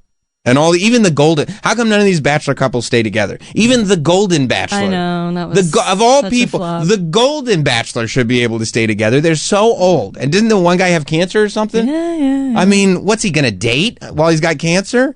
Yeah. I can't believe any of it. Yeah, you're right. Wow, speaking of unbelievable. Speaking of roses. Ladies and gentlemen, joining us in studio, the one and the only from I Hate Steven Singer Jewelers. Steven Singer is here. Now we know Valentine's Day is approaching. Yes. What's going on, man? You look great. Oh, I'm trying to keep up with you. Oh, come on. I'm trying to keep up with you, my man. Come on. How are you, man? Traveling the globe, going all over. You're everywhere. You're the greatest. Well, I was just saying that I was in Indianapolis. So was I. I was in Indianapolis as well. Really? Yep. I heard you on the radio. That's how I know. Like I'm in a rental car and I'm driving around listening to whatever station like Bob and Tom is on or whatever. Exactly. Yes. That's exactly what I was on. And I hear more about these Steven Singer roses, and I go, I can't escape. There you go. I can't escape them wherever I go. Well, my favorite story is Howard Stern went on to the beach in the Hamptons. He didn't take any phone, didn't take any iPad. He wanted to just disconnect. He had the newspaper and a book, sitting there by himself. And he does our spots, every day, every week, whatever it is, like that. And this is now 36 or 37 years he's been doing it. Just wants to sit there, and a plane flies by with the I Hate Steven Singer banner behind it. He goes, "You motherfucker! I can't get away from you. You're like herpes. I cannot get away from you. No matter where I go, you're infesting me." But that's the method, right? Just eyeballs. Wherever That's eyeballs it. are, that's where you need to Listen, that's it. I just want to spread the gospel. That's it. That's it. Yeah. I feel like you were early on the as far as jewelers go, on the e-commerce thing and realizing we I did could have in this. 99. That's crazy. That was our first site, and I think our first e-commerce site was 2000. Wow. And we were as far as I know, and I could be full of shit with this, but as far as I know, we are the second after Amazon to offer free shipping both ways. Really? That, as far as I know, like I absolutely 100% copied it from them. Yeah. And I remember my controller saying to me, "Are you out of your mind? Do you know how much money this is going to cost us? We were going to lose so much money." I said, "Just chill out. It'll be fine." And we tripled the business. Yeah. I would imagine that most of the business now is the online stuff. Oh, yeah, by far. When did that sort of happen where it was like, no, we're an online business that happens to have a storefront? Well, we always wanted to be omni-channel. We always wanted to be both. Yeah. Just like Amazon has Whole Foods, and there's Warby Parker has glasses stores and glasses online, and you really have to meet everybody where they want to be. If they want to be on a catalog, 800 number, social media, in-store, in person, online, however they want to do it, that's how you do it. You meet them where you want to be. But one without the other is not as good. They complement each other. That's why everybody has an online presence, wants to have a bricks and mortar. Mm-hmm. Everybody has bricks and mortar, wants to have online, but they usually screw one of them up. Yeah. You figured out how to do them both. Well, we're the only one that I don't know of anybody else in my industry that I know people that have better e-commerce, and I know people that have better stores, but I don't know of anybody that has the both together like that. And we kind of got that. We did. That's our niche. We did pretty good with that. Well, it's pretty wild. I mean, it's got to be a very busy time for you, because not only is it like Valentine's Day, which is one of the key holidays for somebody like you in terms of business all over the place, but you've also got a local team in the Super Bowl. Yeah, how about that, huh? I mean, Eagles. A lot of eyes on Philly. Yeah, it's going to be great. They're going to close the city down. I'm going to close before Valentine's Day. So I very much as a fan. Yeah. And as a Philadelphian and all the things that go with that, and for the city, I definitely want to win. It'd be great. The last time they won, we actually had the Lombardi Trophy in the store. Wow. And we had 15,000 people go by and take pictures with it, and every cop and every fireman in the city were there. It was great. A friend of mine is the guy that carries the trophy around. Oh, that's great. He's like the guard. That's a good friend. And they won on Sunday. I think the parade was Thursday, and he came on Tuesday, something like that. It was like a pop-up thing. Yeah. But, as a businessman, it's a tremendous pain in the ass. FedEx can't get there. UPS can't get there. Of course, because everything's shut down. Yeah. So are you going to find another spot to deliver out of or something? Well, we have a big warehouse in Delaware fulfillment, so we ship out of there and we do it. But and we can do everything remotely. but there are still some things that you need to be there for. So depending on what day it is, a bunch of us will get a hotel and sleep over, and I have a bunch of people that live in the city anyway, and we'll find a way to make it work. What do you think of the fact that people are so mad? People not in Philadelphia or in Kansas City are so mad about this Super Bowl. They're so pissed. Everybody's talking about, like, of all the two teams. I know. It's so funny. Everybody's pissed off. Nobody wants to see them for the third time. No. And I don't know why all the hatred. I really don't. But listen, I don't give a shit. No. You know, it's great for the city. If Kansas City wins, we made $1 million ring and we offered it to Kelsey. Oh, that's right. And so I'm hoping maybe he'll pop the question. Yeah. Wouldn't that be great? And he's got a free $1 million ring. Well, and I said if they insist on paying for it, we'll donate to whatever charity they want, $1 million. That's perfect. That's perfect. I think it's pretty cool. Yeah. I mean, she's the most popular person on the planet. Taylor Swift. Yeah. So. Yeah. Whatever it is, I don't care. We'll see. So how's life? How's everything going? Life is good. Yeah. Look at all these new faces and all this new stuff happening here. This is great. Yeah, you of all people have witnessed every conceivable change around here. Well, somebody was asking me about where I was going, and I said I'm coming here, and I said I knew Sam before he was married, before he had kids.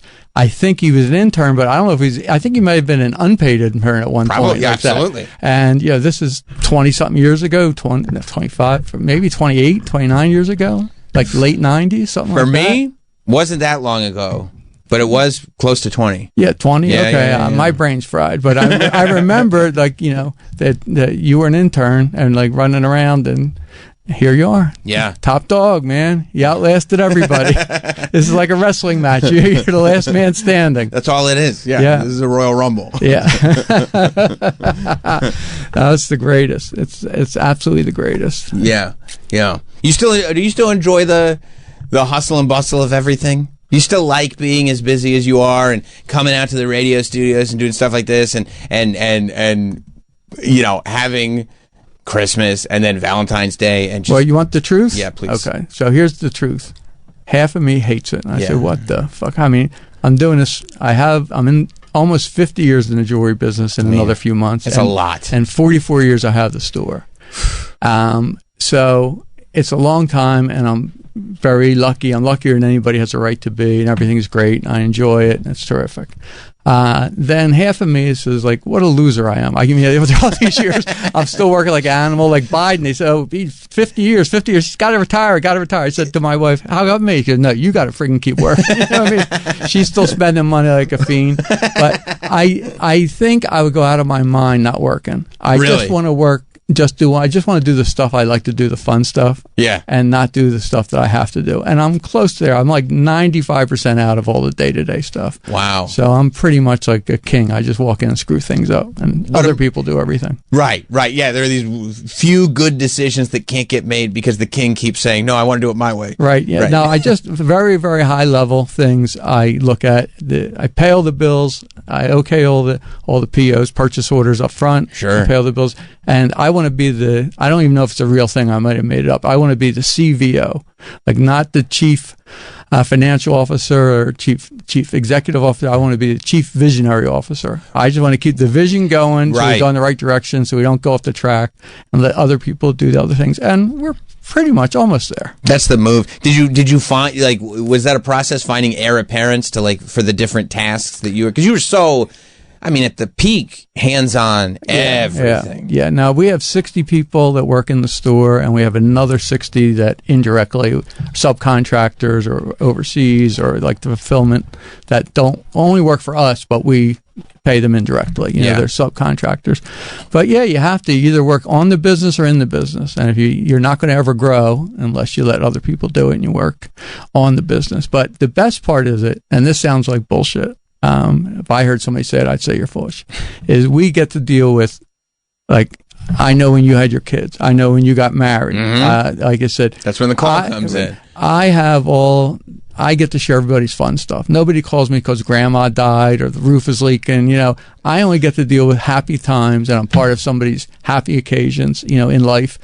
birth of a child, Christmas, Valentine's Day, all fun stuff. And we, get to share in all that. Somebody else, if you're a house painter, it's nice. You look at it. All right, here's the money. See you. Thanks. Bye. Go to the next house. You know?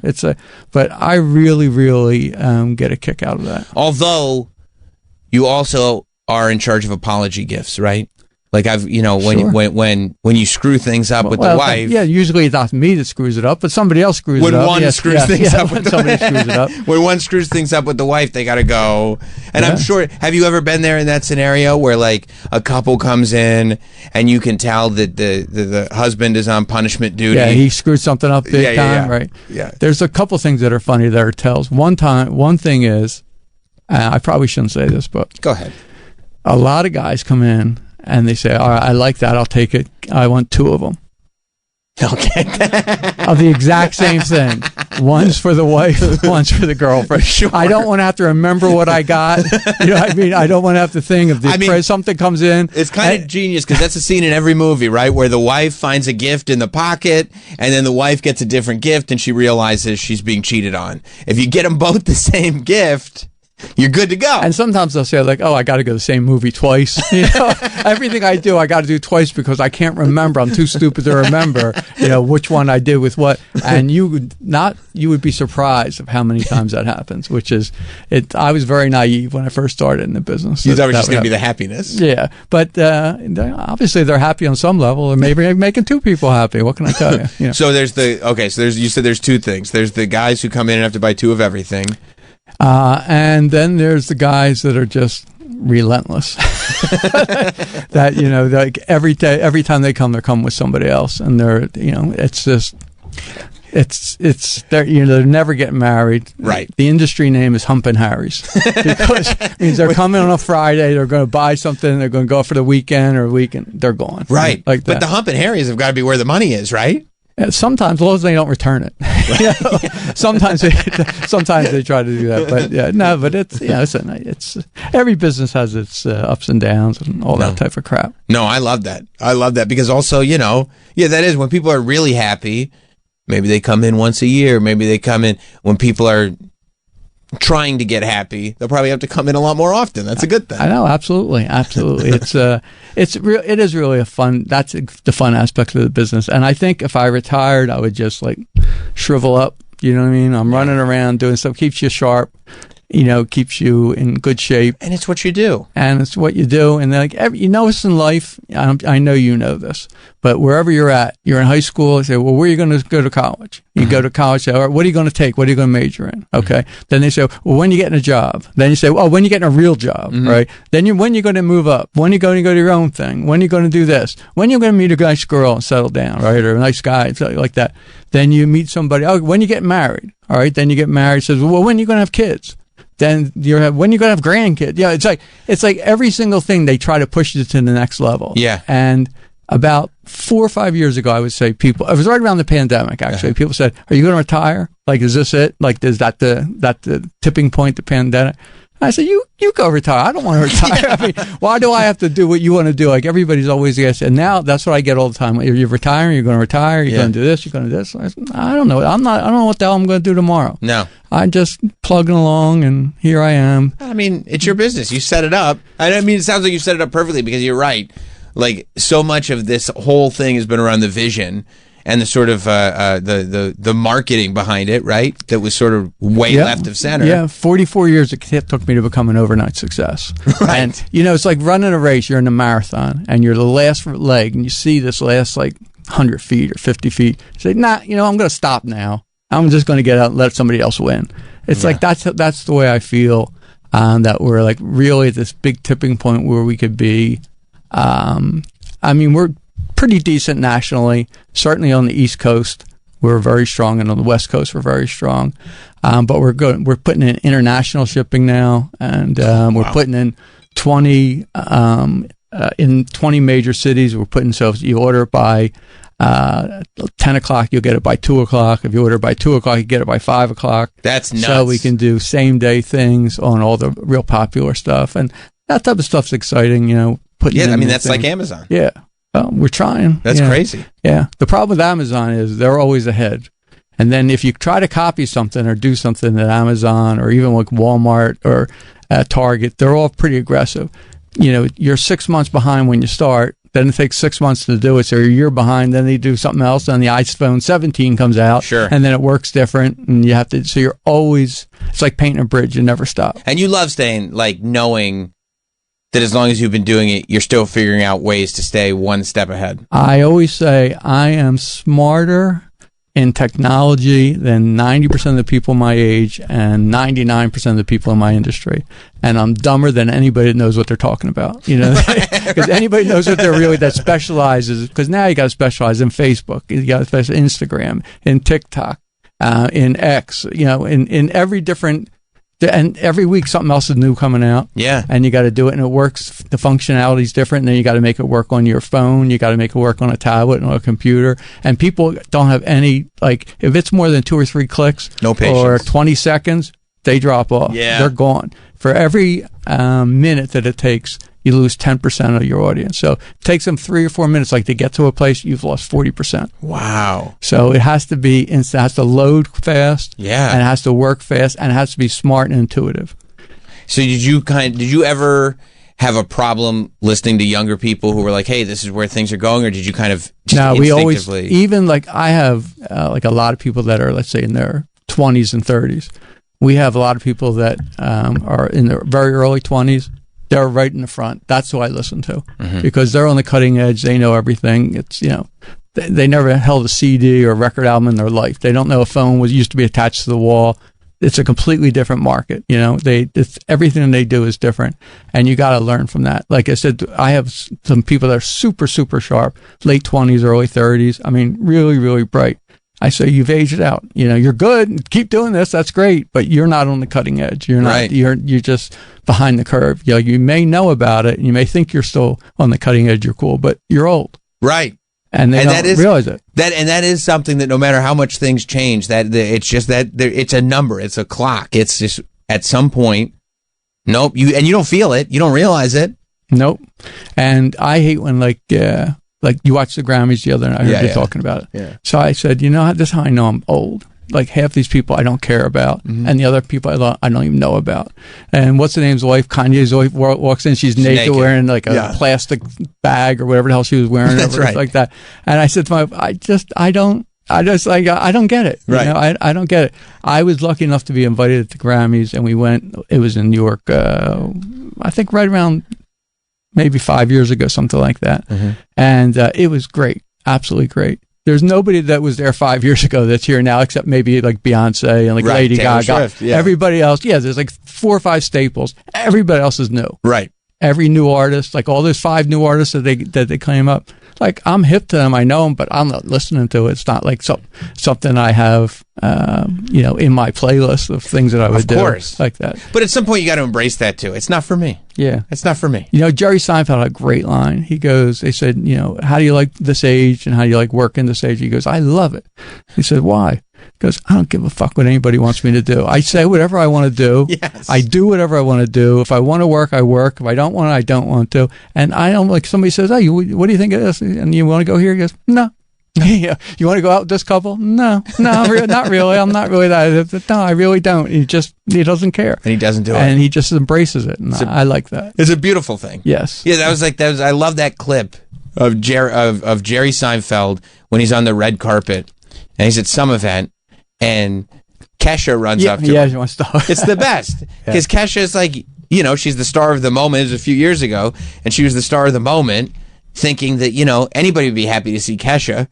And she runs up to Jerry as, you know, can I give you a hug? No, thanks. No, thanks. I don't need it. No, thanks. No, thanks. I don't really care. Seinfeld was on Jimmy Fallon a few months ago, and he says, I heard you hate vacations. Why do you hate vacations? He goes, my wife makes me go on vacations. We take the kids. It's just like another place we can fight. Rather than fighting at home, we fight when we're on vacation. It's the same things, the same water, same this, same hotel, same meals. Everything's the same. It's just in a different place. And then you get to fly and pack and do all this type of stuff like that. And I hate vacations. And I said, but you complain about it. And he goes, that's what I do enjoy. I enjoy complaining about how much I hate them, but I hate going on it. And he goes, that's the only fun part to me is ridiculing everything and making fun of it, which is great. I love it. Yeah, I think I learned at an early age never to recommend anybody retire because I remember growing up, my dad thought he was going to retire younger. You know, I was still a kid and he was going to retire. This was like in the 90s. And he stayed home from work for a year. And he painted the entire interior of our house. Every room he painted. He drove us all crazy. And then he went back to work. Like he said, I mean, what else is there to do? I painted the whole house. Yeah. I'm driving everybody nuts.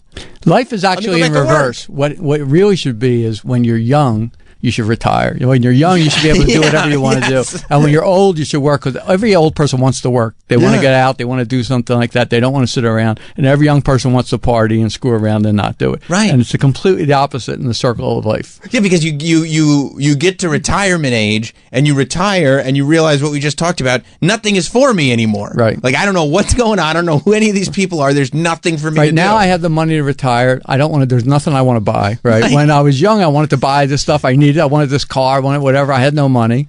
You don't want to go on vacation? Yeah. You don't want to do anything. It's exactly. The world is absolutely backwards. It is. Everything is reverse of what it should be. Yeah. Social Security should kick in when you're 20. Exactly. Dry up when you're 32. Right. You know, spend 32 to 40 figuring it out. Right. And then work until you're dead. Exactly. That sounds. I mean. Have we just figured out what modern society needs really, to be? Everything's backwards to me. Like it's, like that. Like you stand in line at the store, and they have 6 items or less. They get right through at the end, right? Mm-hmm. Some woman's got 3 shopping carts and 6 kids, and she's pulling around. She got $1,200 worth of food. She's got to stand in line by herself, right? The guy that just bought 2 things, he can zip right through, right? Isn't that backwards? Completely backwards. Yeah, the world, everything is backwards to me. Everybody's crazy.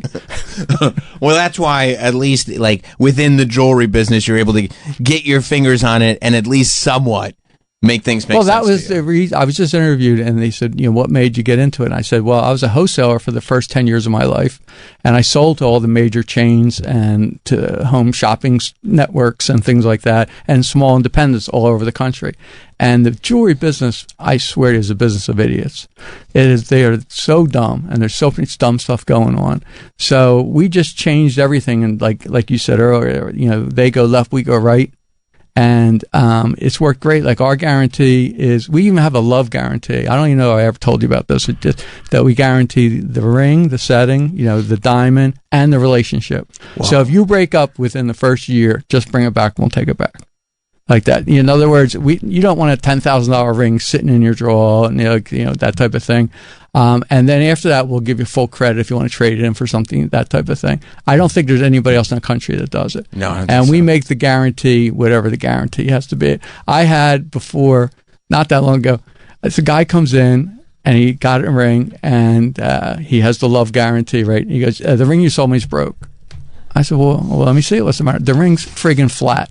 It's completely flat. Like you couldn't put it on your finger. You couldn't do anything. Look at the diamond's here, and it's just flat. And I said, listen, I'm going to fix this for you for free. I'm going to do it. So, but you got to tell me what really happened. It didn't leave here flat. So she could put it on when she left like that. Yeah, it fell off. We lost it. We found it a couple of days later. She ran over with the car. As soon as he was sure, because he thought because he ran over with the car, I wasn't going to do it. I said, guarantee, it doesn't matter what you do. We're going to take care of it for you. That's the guarantee. But I said, don't tell me it freaking left like this. Like we didn't run it over before you took the ring. You know what I mean? I don't know. You gave me a faulty ring. It gets flattened when it gets run over by a car. People are wild. That type of stuff is wild. Absolutely wild. Listen, man, it's always good to see you. Always good to hear from you.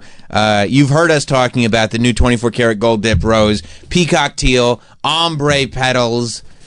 We're picturing the peacocks on the Caribbean island. Everybody is so intrigued by this. Our intern Danielle was Googling it the other day just so she could see it. She was envisioning it as I was painting the picture. Well, envision no more, because I brought some roses for everybody. I mean, Danielle, you ever seen anything like this before? Oh, I'm literally so excited. Look at that. Wow. And Look at that's that. a real pain in the ass to make because Look. it's all different shades on the top and on the sides. Wow. Like one color is a pain in the ass, but when you have to do, and an artisan has to sit there and do that by hand. It's Really? not like- oh yeah. Like when we gold plate them, we can gold plate, Sure. like a couple hundred at once, that type of thing. We have big batch, but the actual paint of the petals, every petal comes off. They do it by hand, then they put it together, and all trimmed in gold, and has how many things in life can you get to have a lifetime guarantee, starting at only $59, comes in a beautiful gift box, and if you're an idiot like Sam and I, there's gift cards that come with it, so you can write something nice, and a little gift card comes in script writing, it looks really nice. And if you're really a bad idiot, we have like a 50 list, pick down list, like I love you. That's perfect. That tells That's tells you, perfect. you're the you're the best person, whatever. It has I love spending the time with you, and all kinds of different sayings if you're really dumb. That's what you need to do. This is what I do. The minute that I'm thinking of it, because I know I'm going to forget.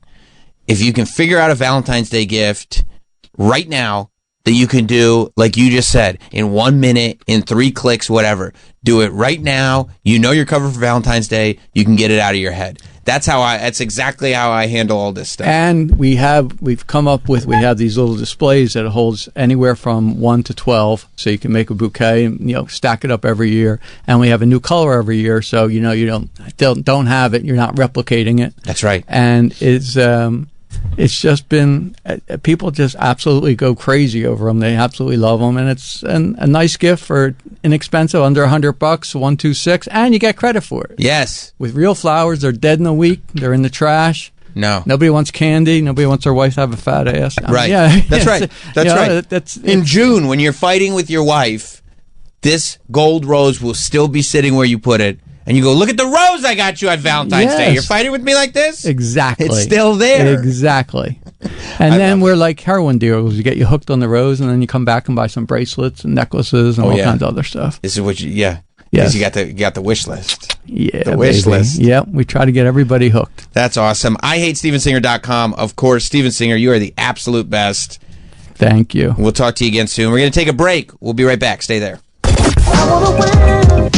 We will be right back with Sam Roberts Show. We're back with Sam Roberts Show. Oh, I didn't know that you read that. No, I didn't read that. Still got a rose going. That guy's an innovator, right? That's right. That's right. I mean, it's 2 colors. It's 3 colors. Look at all these colors. 3. Look at all those colors. Man, I don't. Wow, that is stunning. See? Yeah. See? Are you in a relationship right now, or are you single? That's why. Are you hitting on me? I'm not gay anymore, dude. Stop it. Come on, you're still a little, right? No, I'm not. Not at all. No. When did that disappoint people?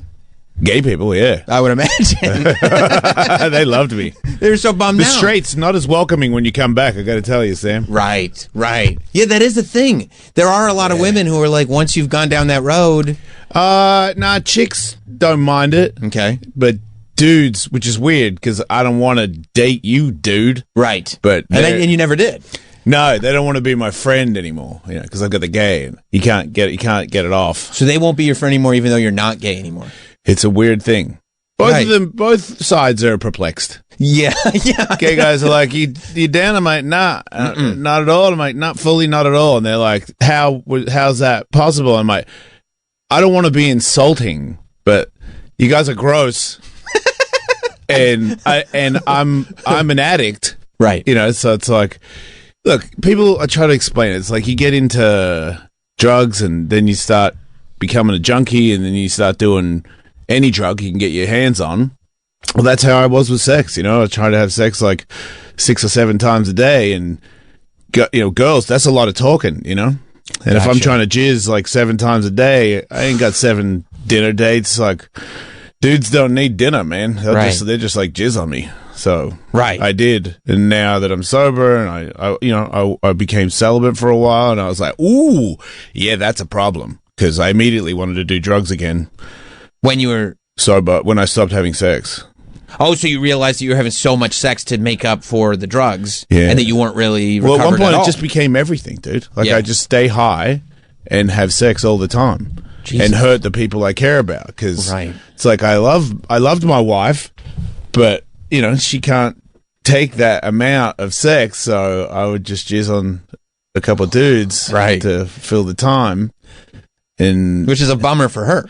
Yeah. She left. She's happy. You know. I mean, it was at the time. Now she's happy. Yeah, because I'm not there. Right.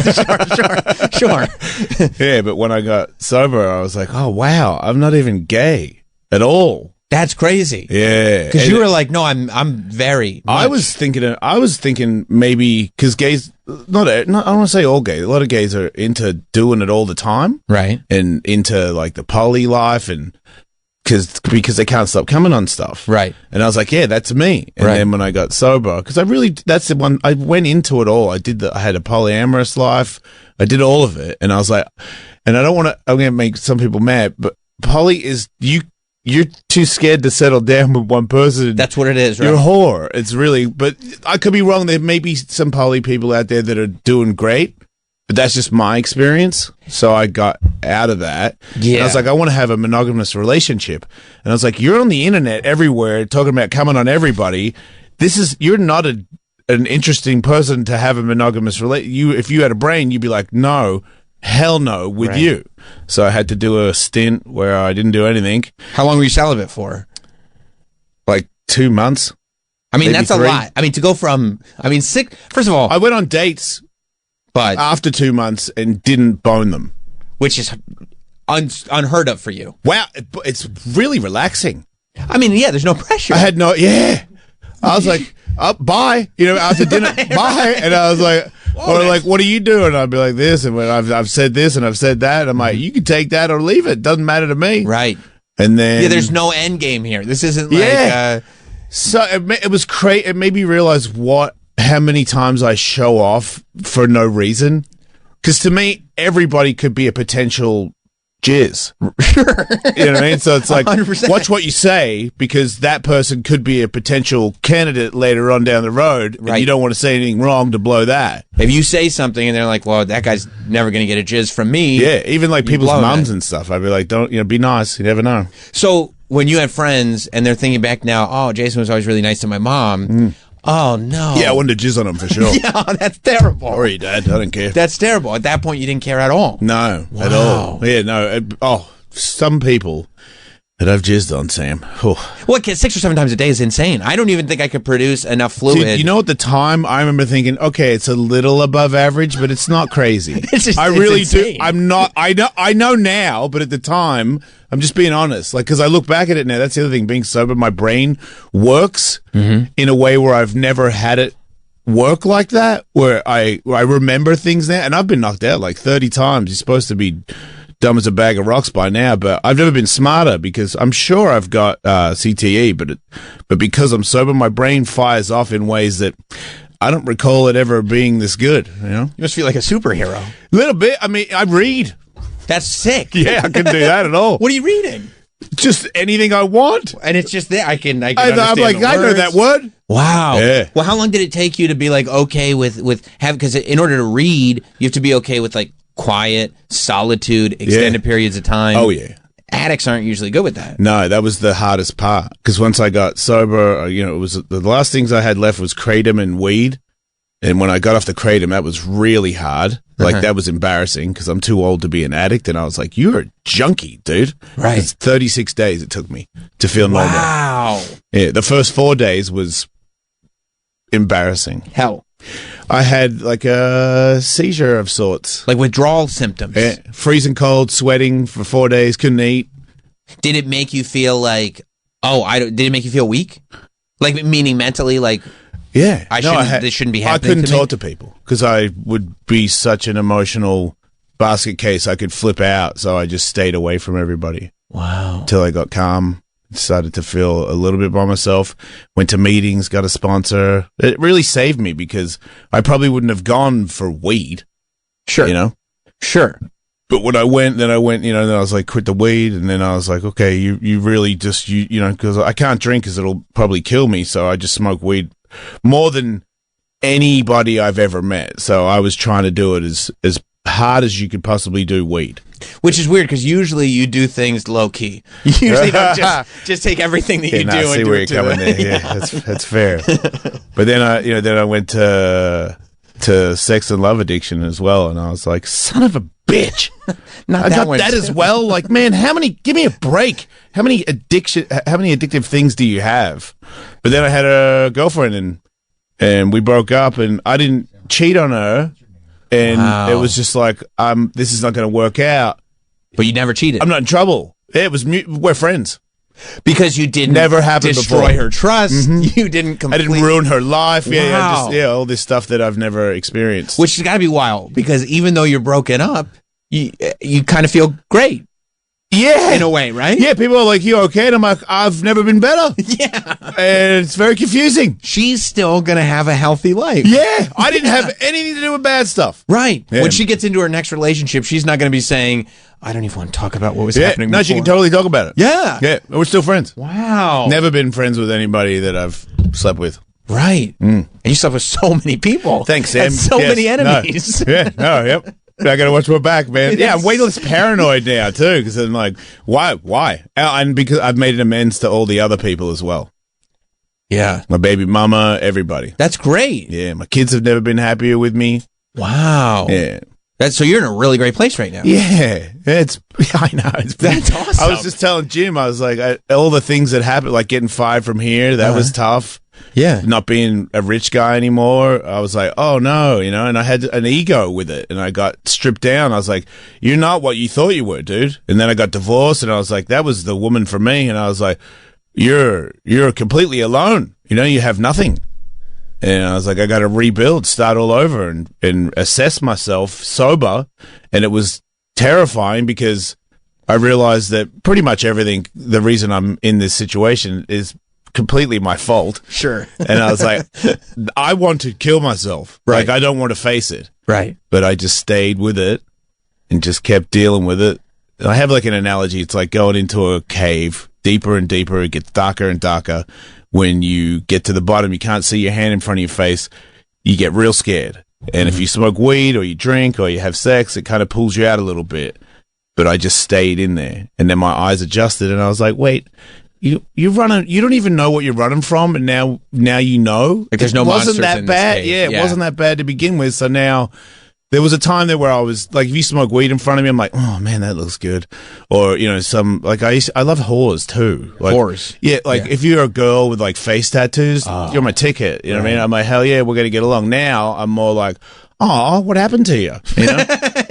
I'm like, yeah, I know how I got this way. How'd you get that way? No, because I'm right. I'm usually right. Right. Like, if you do have too many tattoos, I'm like, something happened. Something happened. Yeah, and you haven't dealt with it. Yeah, you do need to talk about it. Like, do you want to talk to me? Right. I'm not coming on you, but you should talk to me about it if you want to. And that's the other thing. You could talk to people about their problems without the end game being jizz. Yeah. And it's like, oh, I might just be doing this person a service. So much easier to exist. Yeah. Yeah.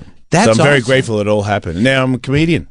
And you're actually flying doing around really well as a comedian. Yeah, it's pretty crazy. It's nuts. I'm looking at the gigs that you're doing and who you're like hanging with, and The I'm like, radio yeah, he's doing worked. it. The radio show was practice For stand-up. Yeah, I didn't realize it.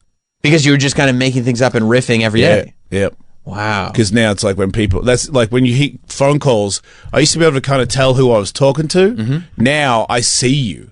So it's way easier to read who you are. Of course, because we have to learn how to like read the voices. And you can, dude. Yeah. You've been in it a long time too. Like I'm like, hey man, you drive a truck, right? And now I'm like, I see the guy, and I'm like, you've got a Harley Davidson. And Yeah. he's like, hey. I'm like, You know. So when you were like, oh, all this activity that I was doing with men was actually related to addiction, not so much my sexuality or my identity or whatever. But you did own it as an identity for a while. When you go back and go like, actually, that's not who I am. Are the people that were riding with you because it was your identity going like, hey, what the fuck? Or are they Little like, bit. yeah, Not many, but just the ones that have their own problems. right. That's the other thing. I don't take anything personal anymore. Like if you're mad at me because I'm not gay anymore, I'm like, I see your angle, you know, but I'm still a huge supporter of the gay community. Right. I just don't interact sexually with them. Right. And so there's no real reason to be mad at me. Right. If anything, you get all the benefit with no cost. Yeah, I'm still a supporter. you know? Right. Like, and I have it in my stand-up, so there's a lot of straight people that are like, oh no, he sucked the dick. And I'm like, I'm a good guy. I'm a good friend to have. Like, I'm the kind of guy where, you know, if we're in trouble, I got your back, dude. Right. You know, I'm a good guy. Like, if we go to war, I don't want to go to war, but if we go to war, I'm there. You know, just like your brother or some other dude or your dad can be. Just because you've had gay sex doesn't make you a bad person. Try to understand that, people. Because I think that with the society, sometimes people frown upon gays or trans or whatever, and I'm just like, they're people, man. It is weird, too, that people will describe themselves as not being homophobic, but because you've had gay sex, be like, I don't know about that guy. And it's like, no, you are homophobic. Yeah, like, or it makes you weaker. Right. You know, like, I mean, dude, you're jizzing 67 times a day. That's strong. Okay? Right. That's and I'm physically strong. I'm a pro fighter. Like, I beat up pretty much everybody. That's right. And I've sucked a dick. Like, so what? Like, right. I could suck your dick and you couldn't stop me. No, I wouldn't be able to stop you. Not you. You know what I mean? Okay. Sorry. No, I'm just saying. No, I just couldn't. most people. So calm down on how tough you are because you're straight. Right. Right. Yeah, you're choosing not to beat people up. Yeah, I don't want to fight people just in the gym. But, like, people are scared and they don't. It's like if you admit you're scared, there's something gay about that. I'm like, Mike Tyson said he was scared before every fight. Pretty sure at one point that dude was the scariest person on the planet, hand to hand. Yeah, sometimes a scary person being scared is the worst thing you can deal with, right? Yeah. When a wild animal gets scared, you're Good. I was fucked. going to say that. Like, sharks, you know, they're probably a little bit scared. I don't want to really tackle one. No, you know? no. If a shark is scared, it will eat you. But if you and I are in the water and a shark's coming, don't worry about me blowing dudes, dude. I got your back. No, you're my best friend. That's what's up. People's elbows, son. That's awesome. Well, yeah, man. I'm glad to see that everything's going well. What's up with Jim? Jim's doing his thing. He's not here anymore. Do you get fired because he's gay? That's what goes on with Sirius. If you get too gay, they let you go. You think that's what they do with you? Yeah. Now that I'm straight, that was like the Sam and Jason show. Think about it. It's catchy. That's why McClure came. It's already my channel. McClure, yeah, exactly. Thanks for the name, by the way. None of us know what it means. Neither did I. Stupid ass. Maybe that's why McClure came down. He was like, "Hey, heard you're straight now." No, we talked about it on my show that's on podcasting and Patreon. Patreon.com/EllisMate, if anybody. Because people at comedy shows, I do a meet and greet every show, and people go, "Man, I used to love your show." And I go, "You know, I still have a show, right?" Yeah. It's even more accessible. And I'm like, "How did you know I was doing stand-up tonight?" "Oh, your Instagram." And I'm like, "You ever see the promo where it says Jason L Show and I say something funny and then it's like a little thing? You know, if you touch that, the show just starts fucking playing. You know that?" "Oh, not in the car." And I'm like, "Yes, in the car. It will work in the car." There's a weird thing with SiriusXM people in podcasting where they're like, "Nah, nope, doesn't make sense to me." Nope. That's why people are like, "Don't you think you guys should be podcasting?" No, dude. They want you on the radio. They won't listen to it. Nope. No, it's a weird disconnect that will never change, and I have accepted it now. But you have gotten into you've done a real good job getting into the podcast world, too, and interacting with the people in the podcast world. I was watching your podcast with Matan. Oh, yeah. He's annoying. You think so? Yeah. I loved it because, like, you know, Matan lives this bullshit life. So he's not real. He was in your house. Obviously, you're a smart guy. I mean, yeah, you know. Yeah. I was Some people I was are actually like, just having a conversation with our intern Danielle about how it's all fake. Like everything that you see it's all fake. Oh yeah. You know what I mean, right? Oh, yeah. Everything's fake. I hate you. Damn. That's right. This interaction right here, fake. Yeah. No, but Matan does a good job with it. Yeah. You know what's? He cracked because me and Tully were wrecking him, and he cracked. And then he made us cut that bit out. Really? Yeah, and I was so dark on it because I'm like, I look good in this bit. Right. You know what I mean? Like, I broke you. Right. My son likes him, and I'm like, I broke that bitch. Like, you know what I mean? You told your son? Fuck yeah, dude. Yeah. He's like, why isn't it in the show? And I was like, because he made me take it out. That's right. But now you're on this show being like, it was in the show. Yeah, well, because... Fuck that kid. Man. You know, he was nice to my dogs. He was? Yeah. He was a good kid. And when he was not on camera, he was good. But was he still kind of in character?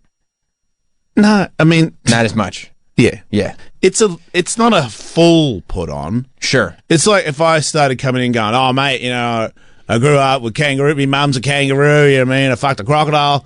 And you'd be like, "Really? Oh yeah, mate, missionary," you know, and you were like, "That's what you do." "Yeah, mate." And then I go off and I'm like, hey, Sam, like, and you're like, you still sound kind of Australian. I'm like, He's still I am Australian. kind of. I just never had sex with a croc.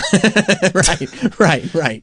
Yeah. Right. There's enough plausible deniability. Yeah, so that's where I think he lives. I gotcha. Yeah. No, it was fun watching you guys interact because you're not really from the world of, we're just going to live in this weird character space. Like, you kind of like to point out what's going on. Yeah, it's difficult. And he doesn't want to play. He doesn't want to play the game with you when you try to call him out. He wants to stay in the character, and it's annoying.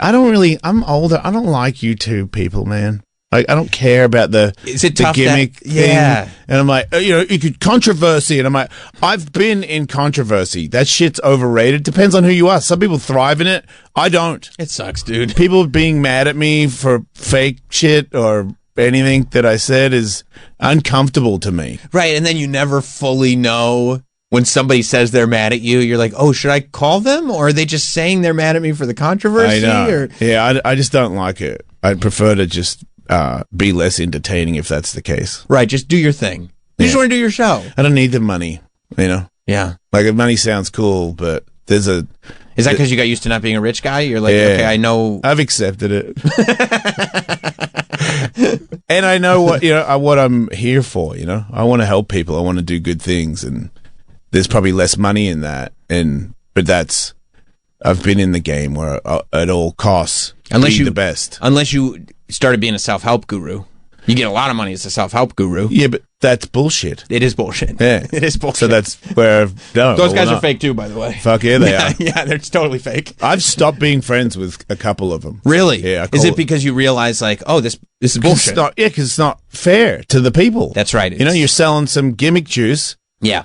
And then you're like, hey, let's check out this new alcohol. It's organic. And I'm like, it's still got alcohol in it, you fucktard. Like, how's that work? It's like, oh, it's all natural. I'm like, all natural with alcohol. Right. You're like a health guru selling tequila. Right. I had a big argument with somebody that did that. And he was like, I'm not a health guru. And I'm like, there's no bigger health guru that I've seen on the internet. Like that, just because you say you're not doesn't get you out of it. That's the other thing. Yeah, they like play with the phraseology. Yeah. Well, I never actually said. No, you have a thing where people pay to go to this thing where you do bowl treatment and yoga and expressive dance. I'm like, you are the number one bullshit artist in America. Like, just because you say, no, I'm not a guru, that doesn't get you out of it. Yeah. But then I also saw that you had an animal psychic on your show. Yeah. You believe in animal psychics? Fuck no. Okay, thank God. Yeah. Thank God. No, she was like, I'm going to interview your cat. And I was like, I got to hear this. Okay, that makes sense. She's a really nice I would do lady. the same thing. I would do the exact same thing. If somebody came to me and they're like, hey, do you mind if I talk to your dog for a while? Have at it. Yeah, I'd love to see that. She just needed a photo. And then she was like, he likes hugs and shit. I'm like, yeah, well played, Johnson. How did you know? But she did say that he said that he always says, we're the boys. Right. And that was crazy because I do say that because I have 2 other girl cats. Mm-hmm. And when we hang out, I'm like, we're the boys. We run this house. And I was like, that was creepy. Right. But, there's always something that's just close enough. Yeah. Not quite, but just close enough that you're like, maybe. But she's a nice lady. She got a sanctuary where you can hug cows and shit. And she invited me there. I haven't gone yet because I don't want to get too friendly with cows because I'm jizz? What? I don't know, because you just said...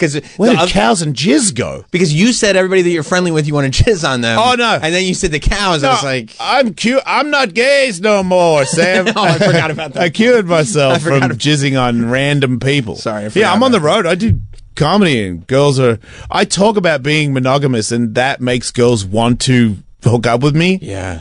It's a thing that I've noticed. And you have to turn them down. Or I don't know. I don't even really jerk off anymore. I mean, I have. Sure. I just don't have this fiendish where I gotta come all the time. Like, I'm pretty happy. Like, I'm in my hotel room and I'm like, yeah, this is fine. Yeah, You're exhausted. I mean, comedy is. I remember when I first got into comedy and people like bitching about how tired they are and shit, and I was like, that's because you guys are soft. And I'm a different breed. Nice. And then I woke up one morning and was like, oh my God, this is insanity. So what is the tiring part of what is it? Late night, getting up early to get on a plane. Right. And then staying up all day and doing another late night and getting on a plane. Right. And then like a couple of those in a row, and all of a sudden you're like, I don't know where I am. You know, like I'm in Charlotte. I'm like, I think I am. Am I? And everyone's like, yeah. And I'm like, okay. Yeah. Cool. And you never get a flavor of the town that you're in or anything. It's like, let me go to the hotel. It's rare that you get, you know, like sometimes I get in late at night and then I'm on the air, I'm on the stage, and then I'm off in the morning. I'm not even really sure where I was. Yeah. How do you, like, when you're doing a podcast and you're doing all that stand-up and you're doing all this stuff, like, at what point are you living your life so you can actually have something to talk about? Well, I still live an interesting life. A lot of weird stuff still happens to me. Yeah. And I've just sort of, now I'm more into, the thing that I couldn't do was write jokes. I don't have that background. So over the last 5 years of watching my peers and having friends like Whitney Cummings and stuff that are passing down knowledge, where I'm like, oh, that's how you write the joke. There's not really that many different ways to write a joke. Mm-hmm. So I'm good at storytelling, and now I'm like, oh, this story's, and I have all these stories from my past that a lot of people have never experienced. And now that I've got my brain back, I recall more stories now than ever. And I'm like, oh, shit. There's ones that were on the radio that people are like, man, I love that story with the pigeon or whatever. And I was like, I could turn that into a joke. Yeah. So they just keep coming. Isn't it amazing when you realize you have these, like, insane stories that you forgot even happened? Yeah. Like, people are looking at you going, that's the craziest thing I've ever heard. And you're like, that's just a thing that happened on a Wednesday that I've forgotten about. I know. People bring up stuff sometimes, and I'm like, oh, yeah. And I'm like, wow, that's insane. Why did I do that? And then I might write a joke about it. Yeah. People, half of my stories, I can tell the crowd's like, that's not real. And then when I get into it, they're like, oh, he really did. Yeah, you have to start sprinkling in details that you're like, that's not, nobody would make up that detail. This is real. Yeah, no, there's a lot of stuff in my comedy that nobody would bring up or admit to. But that's what makes you you. Yeah, I'm lucky. Because I feel like it's, you know, it's like, you ever go to Starbucks? I don't have a joke about Starbucks. Right. You know? Right. But I have a joke about this. Yeah. Yeah. By the way, Jason Ellis is going to be at Laugh Boston tomorrow night and Mission Brewery in San Diego on Saturday. Okay, so that's what you're talking about. Being exhausted, coming in to promote. I'm going to be in Boston, and then San Diego is not geographically. No, I know, right? The best thing in the world. Yeah, I go after Boston. I fly into LA, and I'm doing a TV commercial for Black Rifle Coffee. I just got on that team. That's great, and they're by the airport, so I'm not going home. I'm just going to this shoot where they want me to dress as a boxer and beat people up. That's great. And usually I'd be pretty excited about that, but I've been gone for a week. I want to go home. Yeah. And it's a weird thing to realize where you're like, I'm so close. Yeah. But no, I'm going to do like 5 hours of like dressing like a dickhead and fake beating people up. And I'm like, that used to sound so cool to me. And I'm like, I don't want to do this anymore. I want to turn it on and be like, oh yeah, super interested, but I want to go home. Yeah. Yeah. You want to be at home. Yeah. That's also an improvement, I think. That's how you know you're getting healthy. You actually want to just be at home and live your life. Yeah. Yeah. And be by myself, which was a very difficult thing. It was? Oh, yeah. You didn't like being alone. It's almost like figuring out a way to depress myself with something I haven't done or something I need to go do or who can I jizz on, you know, like all those things and now I write jokes or not doing anything and relaxing is a good thing. Yeah, it was never, I could watch TV, but my brain is really thinking about something else while I'm watching it. Sure. Now I'm like, yeah, man. Turn it off. Yeah. Well, you got full functionality of your brain, which is good. I wouldn't say full, but a lot more than I've ever had. Fuller. As full as you're going to get. Yeah, for sure. At this point. Yeah. At this point in your life, as much damage as who knows how long done. I'm going to have that for. Because I still skate, I still box, so. But you also, I feel like, are trusting the process a little better, maybe? Like, you're not going, why aren't I having this success right now? I don't understand. Like, you know, stand-up is something that you have to work at for years to get good. Yeah, a little part of it, because I still have an ego. I still, think about that a little bit, but I'm more about, I've been a really good skateboarder. I've been good at radio. I've been good at stuff. It's not like in the end, I don't really care about the accolades or the pats on the back, because I know from my skateboard career, it's over. Mm-hmm. And what was the greatest thing from skateboarding? When I was really good at skateboarding. and skating with my friends. That was the best part. So with comedy, would it be cool to have a world tour and get paid millions of dollars? Yeah, that'd be awesome. And everyone would be like, oh, wow, that's you. And I'd be like, that's pretty cool. But I want to be good at comedy. I'm in comedy because I want to be like, these Tim Dillons of the world where they go up and I'm like, holy shit, dude. Yeah. Like, you are on fire. Like, they just wrote another one and they just wrote another one. You can do anything you want. You can come up for 30 minutes and do anything about anybody, and it's awesome. Yeah. That's what I want. If you got the other way, if you got your, world tour, $1 million, special on whatever, Netflix. TikTok star, man. TikTok star. It goes just as quick as it showed up. That's right. Do you feel like, though, if you got the big check again, you became a rich guy again, would you be able to handle it better and go, okay, I know what this is? Or would you be like, we're back, baby, and just start the whole cycle again? No. I must be the greatest. No, I paid too hefty of a price to... That scar stays forever. Yeah. Yeah, I came here on a train from Washington, and when I got out, I was going to stay at Ian Fidance's house, and Ian wasn't coming home until 7 at night. Mm-hmm. And I was just walking around New York with my big bag, just rolling it around in the cold, and I didn't know which way I was going because I came out of a train station. I don't usually come out of a train station. I usually go business class, and then I get a fucking town car to the W. Right. Because that's what Sirius would do for me. And I never really thought it was special. I was like, that's my life. And then I was walking around yesterday, and I was like, wow. Things have changed, I'm waiting for Ian Fidance to get home. And I walked past the hotel. I was like, old me would just walk in there and be like, nope, I'm getting a room. But I was like, that place looks expensive. And then I was like, I need a steak. And I'm like, can't really afford a steak. I might get a taco from the stand. And I was like, how much are the tacos? Because I might literally get one taco. I look at how much things cost. You never did that before? Fuck no. Wow. I didn't care. And when I buy stuff at grocery stores, I didn't look at the label. I looked at how much they were. And if it was the most expensive one, that's the one I would get. That's how you knew it was the good one. That's why I knew it was good. Yeah. Is there anything more, excuse me, miss? Is there anything more expensive than this? Yeah. Like that. Yeah. I don't have any of that in my head. Wow. Yeah. Now, were you broke at all between skateboarding and radio, or had you made money in skateboarding and then you got in radio, so you had this like... Nah, I was broke, but I was a skateboarder. I didn't care about money. I cared about being rich when I came to radio and found out radio people were rich. Right. It was a part of the Those success. days are gone, by the way. Yeah, is it? They fired everybody who's rich. I heard. Yeah, I was on the Skank show last night, and they were like, everyone's getting let go. And I was like, man, I got out of there just in time, I guess. Yeah, I consider Sam Roberts' show econo programming. Shit. I'm sorry, dude. Look, my family's taken care of. That's all we need. Wow. That's all we need. That sounds great. Sounds like everybody's kicking ass. Yeah, I don't know.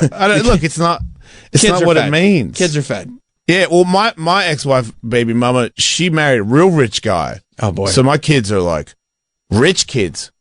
And it's got nothing to do with me. And they used to have a rich dad, but now you're looking at them going like, you guys are rich. I'm not rich anymore. No, they got new cars the other day, and I was like... How old are they? My daughter's 19, and my son, he's about to be 16 and get his license, and he has a car that is way out of control. And he's just waiting for it. I bought my daughter a Toyota Camry. Yeah. And I was like, it's a secondhand one. It was a lot. I paid out straight up cash for it. That was actually the last thing I bought before I found out the news. I got a business manager, didn't pay attention to any of this shit. Like, I just buy stuff. Yeah. I leave Sirius and I go to podcasting. I got Patreon. Everyone's on my Patreon. OnlyFans is making money. And I buy her a car. It's like 36 grand. And my business manager goes, hey, easy on the spending. I was like, it's 36 grand. It's not like a lot of money. And she goes, that's all your savings. And I'm like, shit. I go, wait a minute. I thought I had like 300 grand in savings. She's like, no, you spent that. I'm like, on what? And she's like, day-to-day stuff. And I was like, what about the money I earned? She's like, you don't really earn that much money. And I was like, oh. What about credit cards? She's like, you're in $200,000 worth of credit card debt. And I was like, oh, that's bad. How do I pay that off? Well, you don't. And I was like, yeah, you lost that 36 grand. Oh, and then I got a divorce on top of it. Oh. Yeah, and I was like, wow. When you get a divorce, can you tell the judge, like, I know she wants half, but it's gone? No, I gave her more than I can afford because I cheated on her, and I felt like this is the least I could do. Right, the right thing to do. Mm-hmm. Whoa. Man. Shouldn't your business manager be telling you as you're going? Like, I fired them. That's probably a good call. Yeah. Yeah, that's probably a About good call. 3 years too late, apparently. Hey, easy on the spending. There's nothing left. Yeah. It's not the They call. didn't even invest anything. I was like, you're a bookkeeper. I didn't even know what a bookkeeper was. I found that out. Right. You can get one. They're cheap. My business manager was like $4 or $5 grand a month. And I was like, is that a lot? And people were like, yeah. Yep. And I was like, what do they do? And I was like, I don't know, pay my bills. And they're like, that's a bookkeeper. And I was like, what's a bookkeeper? That's someone who pays your bills. I'm like, so what's a business manager? It's like, they invested, do all these other things. I was like, they didn't do that. And then somebody was like, that's a bad business manager. I was like, oh, okay. Well, who pays the price? You. Yeah. Okay. Well, let's go. Let's keep going. Hey, I lost a whole bunch of money because you're a bad business manager. Can I have the money back? No, absolutely not. No. That was your money that's gone. But it's at the end of the day, it's my fault. I'm supposed to pay attention to that shit, and you didn't. We live like a rock star, man. You were living like a rock star. Mm-hmm. It was fun. I'm sure you had a great time. Yeah, as much of it as that I can remember. Yep. Do you regret any of it? Like, do you wish you put? Do I regret anything, Sam? I mean, maybe not. Probably. Okay, if it doesn't, it was fun. Yeah. Wasn't even fun. Wasn't that fun? Wasn't even. It was more really just fun. for other people that don't care about me to be impressed. Right. Right. And now where are they? They're gone. They're gone. Oh yeah. People are gone too. Because that's a good thing, man. Like having these people around. It was a cleanse. Yeah. Yeah. All those people disappeared real quick. Right. Right. But then Tony Hawk came back in your life. You guys started Tony doing Hawk's that always podcast been my together. friend. He's a real friend. That's great. That's over. I heard that at the end of the year, right? Mm-hmm. How come? Wasn't doing the money that Tony makes a lot of money, and for him to drive to LA all the time, it needed to be a certain level, and it wasn't matching it because he's got a staff and shit. He has to pay for everybody. He's like, I love doing this podcast, but it doesn't make enough money for me to justify where I go all the time. We need to do bigger numbers, need a bigger sponsor, and all that stuff. And it was because to me, it was good. I mean, it's good I'm sure. For me, like, I was like, this is very important. So yeah, that hit as well. But I just keep going, man, because that's every time something bad happens, it's like it's a metaphor for life. Like if it gets bad, like what do? Give up and cry? No, keep going. You're and it all works out. No, yeah. Yeah. It all works out, man. Yeah. Like the comedy thing. I'm going to Australia. That's for comedy. sick. That's I came awesome. here to be a pro skateboarder, and now they're flying me back for comedy. That's awesome. After having a radio show for 20 years. Like, it's pretty great. It's good. Yeah. Yeah. Plus, you and Tony Hawk got to hang out with The Undertaker that time. I saw that. Oh, you're such a loser. That's pretty sick. That's the coolest thing you think. Oh, Okay. yeah. I mean, that wasn't bad. But it wasn't the highlight. But it wasn't you. And people are like, oh, yeah, and Tony Hawk's there. I'm like, yeah, but Undertaker's there. Yeah. That's fucking awesome. I'm happy for you, dude. You're happy for me. I don't care. He was a nice guy. He's a great guy. Yeah. I'm more, to me, He's I also an skated. icon. He's what? Also an icon. Yeah, I've heard. I skated. I did stuff with Tony that, as a kid, like I watched. You don't know, but there's like a Bones video when I was a kid. Animal Chin was a video that on VHS, and they made this ramp called the Chin Ramp, and it had like two ramps attached to each other, and the Bones Brigade all did mirrored hand plants on this bit, so they're all on either side, and they made a replica. And Tony's like, you and I should do mirrored hand plants on it. And I was like, really? Why? Why would you want to do that? Like, yeah, good for me, but what? You've done it. You are the guy. Right. So we went and did that. And now I have a photo of myself and Tony Hawk doing this thing that when I was like 15, I was like, this is the coolest thing I've ever seen. And now I did it. That's with awesome. him. So yeah, It'd be like if the Undertaker tombstoned me.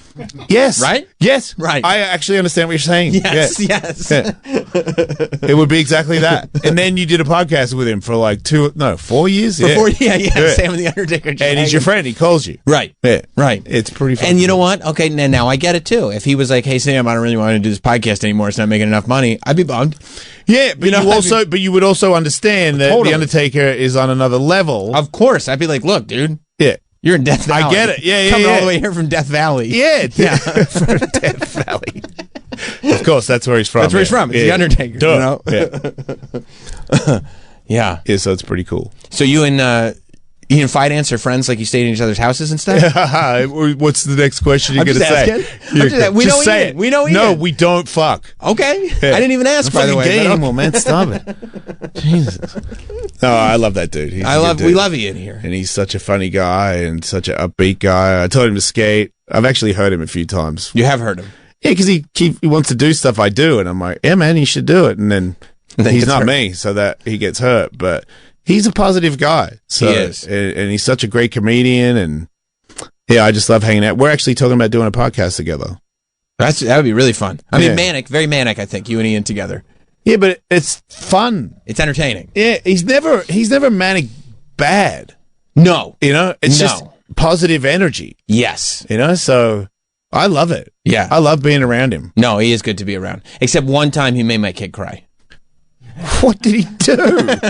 I think it was when my kid was... Put a cigarette out on him? Yeah, he did. That's my only beef with him, dude. He smokes so much. Oh, he smokes a ton. I try to tell him. Yeah.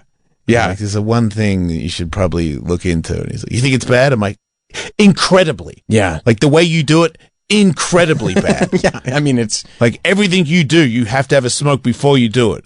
And sometimes it's a smoke before you have a smoke. But we're going to have a smoke. I got to have a smoke before I have a smoke.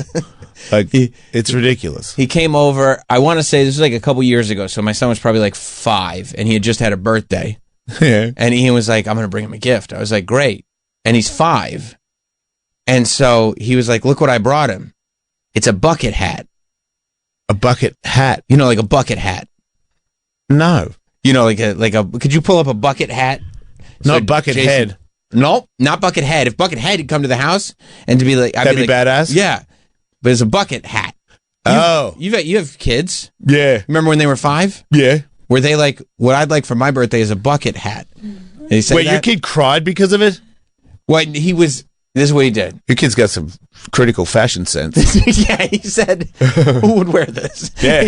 He was like, a douche. That's right. And I think Ian was wearing one at the time. And so Ian is not the most stylish guy I've ever met. No, but he's got his own style. It's not good. It's not good. But it is his own. It is his own. His tank tops are way too small. They're very small. He likes to show off his body. Which is also commendable. Yeah. It was a choice. You know? Yeah. It's a choice. Yeah. But he gave my son took it out of he put it in a bag and everything. Yeah. My son wanted a toy. He's a child. Oh, yeah. He wanted a toy. Yeah. You know, just like something that's a toy. Yeah, clothes are for your parents to get you. And not even for, I mean, if I gave him clothes, he'd be like, yeah, not for a birthday. It's my birthday. No. Why would you do this? That's just like, here's some clothes to wear. And so this kid, he tried to be nice. He was like, oh, thank you, Ian. And then I saw him. This story gets worse? I saw him slowly walk away, and I was like, oh, no. And I found him, like, in a corner away from everybody, and he was crying because he was so disappointed. It makes sense, because if Ian gives you a birthday gift, you think it's going to be fun. He's fun. Yeah, he's such a fun guy. You're like, wow, what kind of toy am I going to get? Right. Wait, a janky-ass hat? Right, that's it, yes. Oh, I'm with him now. Yeah, and then he's crying, and Ian, you know, still to this day, it's like, wow, it was a good bucket hat. No. Terrible gift. Yeah. Terrible gift. I'm gonna have to talk to him about that. You should. Yeah. You should. And it's also he should maybe stay away from children. I think so. Because I also don't like it because, you know, the bucket hat, I think there are a lot of ska people that like bucket hats. And I really feel like it was Ian, instead of thinking about what my son wanted, trying to push the ska agenda. It's more like, what would Ian want to wear? That's exactly right. For a 5-year-old. That's exactly what it was. But you know Ian, and you know that that's not his fault. How so? Well, he didn't think of that. He just thought about himself. He didn't think. No, he did not. And sometimes he doesn't, and that's the charm. He was like, gift for a child. I like that hat. Who wouldn't like that hat? I'll get it smaller because he's a child. Yeah, that's he can be just like me. You're lucky you didn't give him a tattoo.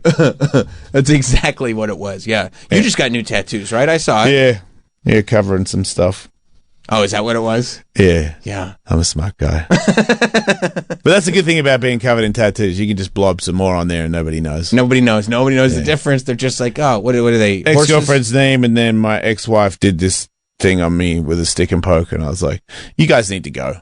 Right. Right. Yeah. And what I'm into horses now. I got a horse. You have a horse? Yeah. Rich guys have horses. You're doing very well. I got it for free. Oh, you got a free horse? Yeah. Where do you get free horses from? My ex-girlfriend at the time, my girlfriend, she has a horse, and I would always go there, and there was this horse that was being neglected by a friend of hers, so I was taking care of that horse and learning the ways of horse. Sure. And, I befriended this horse. Me and him became friends. Wow. I would come with apples, and I would wash him and stuff, and I learned to ride him bareback. I don't even use and then... It's because you're badass. That's not what it is, but sure. It's because I can't afford a saddle. They're anyway. very expensive. They're leather. Yeah, I was like, man, let's just ride it without a saddle. It's okay. I don't need to buy one of those. And then I posted it on Instagram, and then the girl reached out to my girlfriend and said, I'm not really around for him anymore. Does Jason want to take care of him? Like, he just has to pay for food and board. And I was like, yeah. So that's your horse? Yeah. How long ago was that? It's probably been like 6 months. So you've had the horse for 6 months? Yeah. How often do you go and visit him? Like once a week, sometimes twice a week if I'm around. Comedy shit's taking a chunk out of that, but look, you got to support the horse. He knows me. Like, we talk. You do? For hours. Yeah. Does the animal psychic know the horse? No, I didn't bother getting into that. I got my thing with my horse. It's weird. You'd think the psychic would be able to figure that out, but I'm telling you, man, I love dogs, I love cats. Like, I'm definitely an animal person, but a horse is another level. You're connected. They know you. Like, he knows. You're gonna hate this, but when I go there, he knows I'm coming. He does? Yeah. When I get there, he's up at the gate, ready for. Do you wear like a chain wallet? He hears the jingle? No, dude. Oh, that's how he would know you were coming. No, he knows telepathically that I'm on my way. Oh. Because I send messages that I'm coming. Telepathically, you talk to the horse. Like a dolphin, Sam. That's sick. Like a big illustrated penis dolphin. That's is what I am. sick. Yeah. So on your way there, you're like, don't worry. What's your horse's name? 50. Don't worry, 50. Is he named after 50 Cent? No, she named him. My old dog that passed away, his name's 50. And she had named the horse 50, and it was Destiny. That is Destiny. Yeah. Yeah. But I ride him all the time. He doesn't run or anything, so that's why I don't really need a saddle. Like, he just sort of trots a little bit, because he's older. So we're both very similar. Yeah. He walks with a limp. I walk with a limp. Like, he's seen some shit. I've seen some shit. I was going to say. Yeah. So when it's soft, I'll run him a little bit, but if it's harder, I just get off and walk him through the bushes and talk to him about stuff. I kind of realized I was an asshole because I was talking to him the other day for like an hour, and I was like, you know what, dude? You might be my favorite guy to talk to.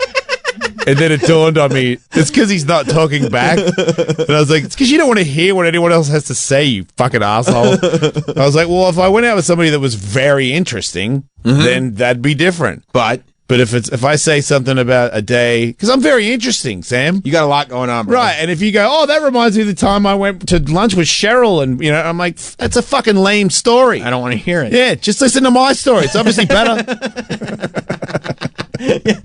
Your stories don't even need to be remembered. Yeah. You can forget they ever happened. Just nod. Watch my horse. Watch 50. 50 knows what's up. But I've learned how to ride him now. Like, I can steer him with my feet and stuff, and I've just learned a lot about horses. Like, dude, my ex-mother-in-law called me and said she was putting a dog down that they had for a long time, you know, because we're still friends.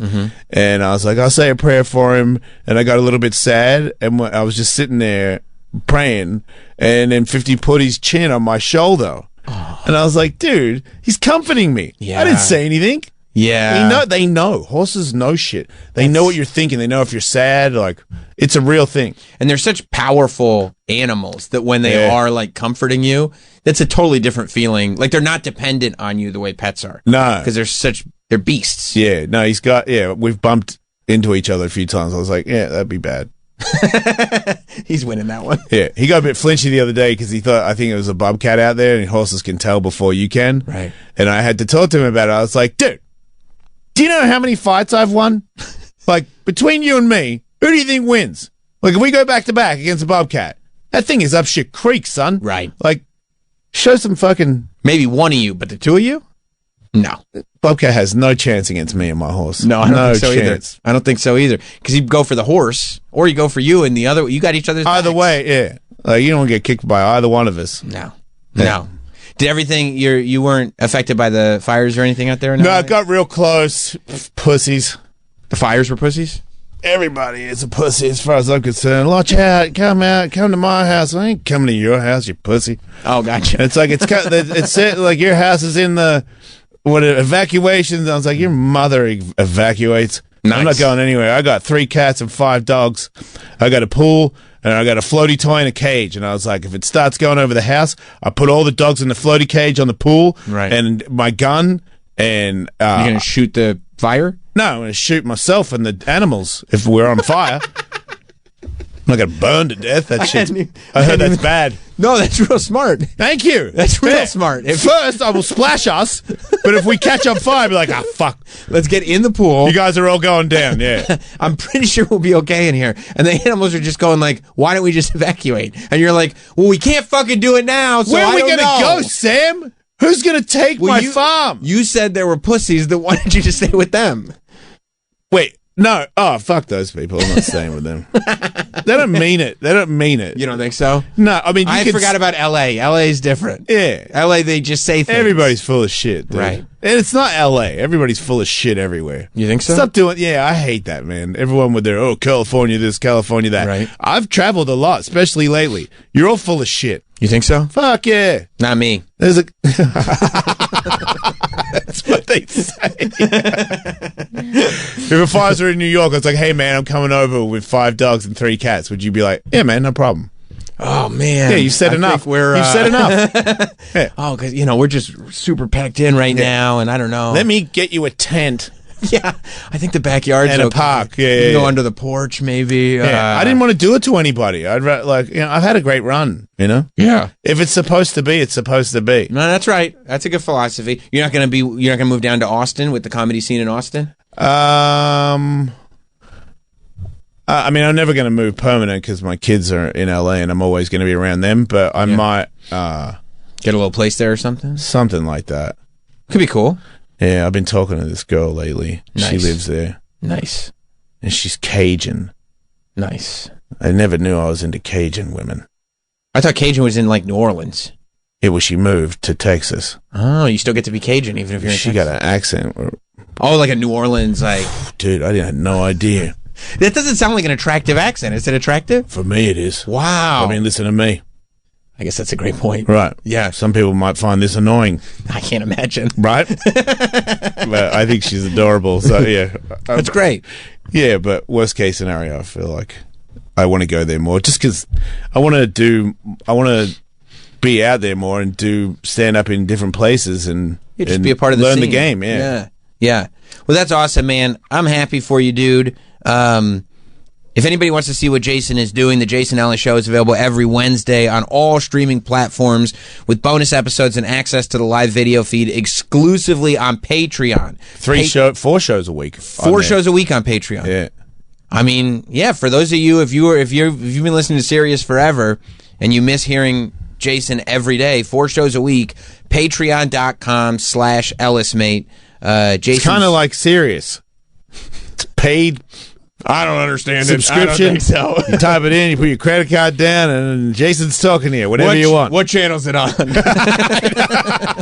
What are you talking about? I just turned my car and I don't hear it. Patreon.com/EllisMate. You can also see Ellis at Laugh Boston tomorrow night and the Mission Brewery in San Diego on Saturday. Go to thejasonellis.com for all the dates and all the shows and all everything. I got OnlyFans too. You still got the OnlyFans? Not naked. It's comedy. Is that happening? Yeah, dude. OnlyFans are paying comics like good money to do like a 10-minute special, all edited and put together. And it's like people, like I know a lot of people at the Comedy Store that are door guys and stuff. They don't make a lot of money, and the comedies and OnlyFans is like hooking them up and giving them shots. So they're really trying to invest in comedians. Yeah. So it's really cool. That's the main reason I'm bringing it up, because I think it's really cool they're doing that. So they can, if they just search Jason Ellis on OnlyFans, they'll find it? I'm Wolfmate on OnlyFans. Wolfmate. Yeah. Oh, yeah. OnlyFans. Same as my Instagram. OnlyFans.com/Wolfmate. And that's what they say. It says it's all jokes, no jizz. Is that what it says? No, I just made that up. I'm like, dude, please don't do that. But it's comedy, so check it out. Check it all out. It's always good seeing you again, dude. Good to see you. Thanks for having coming. me, dude. Of course. We'll see you guys tomorrow. This has been Sam Roberts Show. If you missed anything or want to hear it all over again, check Check out Sam Roberts Show on the SXM app. Greetings and citations. There's a pawn shop that's there in the Diamond District, which is, I guess, a very highfalutin pawn shop. It's got very nice items of questionable origin because it's now been connected to this crime ring, which is kind of a brilliant crime ring, where it was just a bunch of people and they were robbing athletes' houses while the athletes were playing games. They always say don't tell anybody when you're going on vacation, don't tell anybody when your house is unattended. They would just wait until the game comes on and go, okay, they're not home, let me go in. I guess they got Joe Burrow in December, right? Yeah. But they said that it could be, they haven't fully said it's the same people responsible for everyone. One of them to the Joe Burrow. Right. But case. they're saying that also we know that since 2020, I think, like 2019 or 2020, over the last 4 or 5 years, yeah, they've been doing it. They got, at one point, I think, Travis Kelce, they got Mahomes, they got Luka. Maybe that's why he's leaving. That's right, because to go to a place like Los Angeles where there's no robberies ever. Exactly. I've never seen. There's no bling rings. There's no nothing in Los Angeles. But yeah, Joe Burrow is the one they've actually linked it to, and I guess it's because they just found his shit. It was in the store, and then just out in Jersey there was a storage unit that just had all this nice stuff in it. And some of it's sports stuff, but it's also like high-end labels, handbags, and clothes, and all this stuff. I'd be so bummed if I'm Joe Burrow, and I'm going out there, and I'm exhausted. I just played this game. I don't know if when he got robbed, it was on a day that he won or lost. It would probably be worse if it was on a loss. But even if he won, it would also suck. Because you'd be dealing with the high of being like, yeah, we're pretty good. And then you realize your house has been broken into. And you don't know where anything is. And then all of a sudden it's just in this store. It's also very blatant that they would just, they wouldn't try to move all this stuff on the underground and try to get it, I don't know.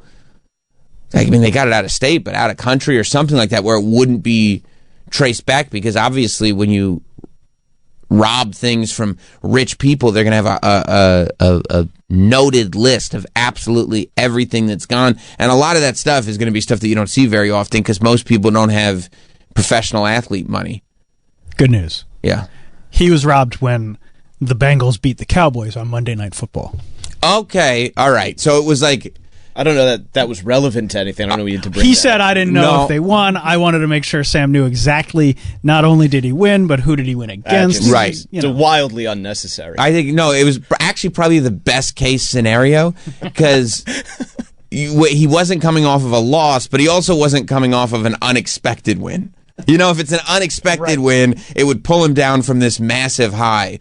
But, I mean, for Joe Burrow to have beaten the Cowboys, it wouldn't have been that much of a high. It would have been, it's expected. No, he's probably happy the Bengals covered the spread. Yeah. That's good. He's actually 1-1 against them, so he has lost. I don't think so. I don't think that's right. I think it's 2-0. Should get that on the record. I think it was just another day at the office for old Joe.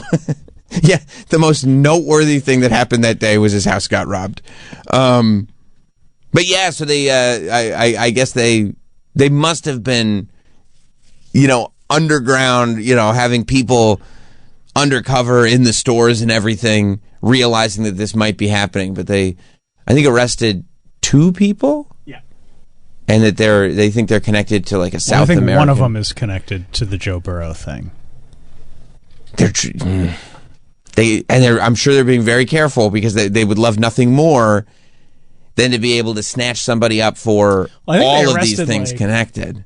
Yeah, 4 guys were already arrested last month for Joe Burrow. Wow. I think they found it was during a traffic stop, and then they just found a bunch of his shit in their trunk. Whose helmet is that? No one's. Mine. Mine. Yeah. No one's. Mine. What That's helmet? The one you get when you buy ice cream. Yeah, I don't know. It was helmet day. Yeah. Where? I don't know. Anyway, can I go? Hey, I heard in that Jay-Z song, the trunk's locked. You can't get in, right? Yes, we can. Oh,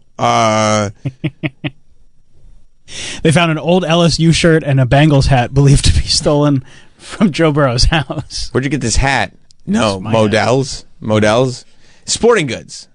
We buy sporting goods. These are sporting goods back there. That's all that is. Can we leave?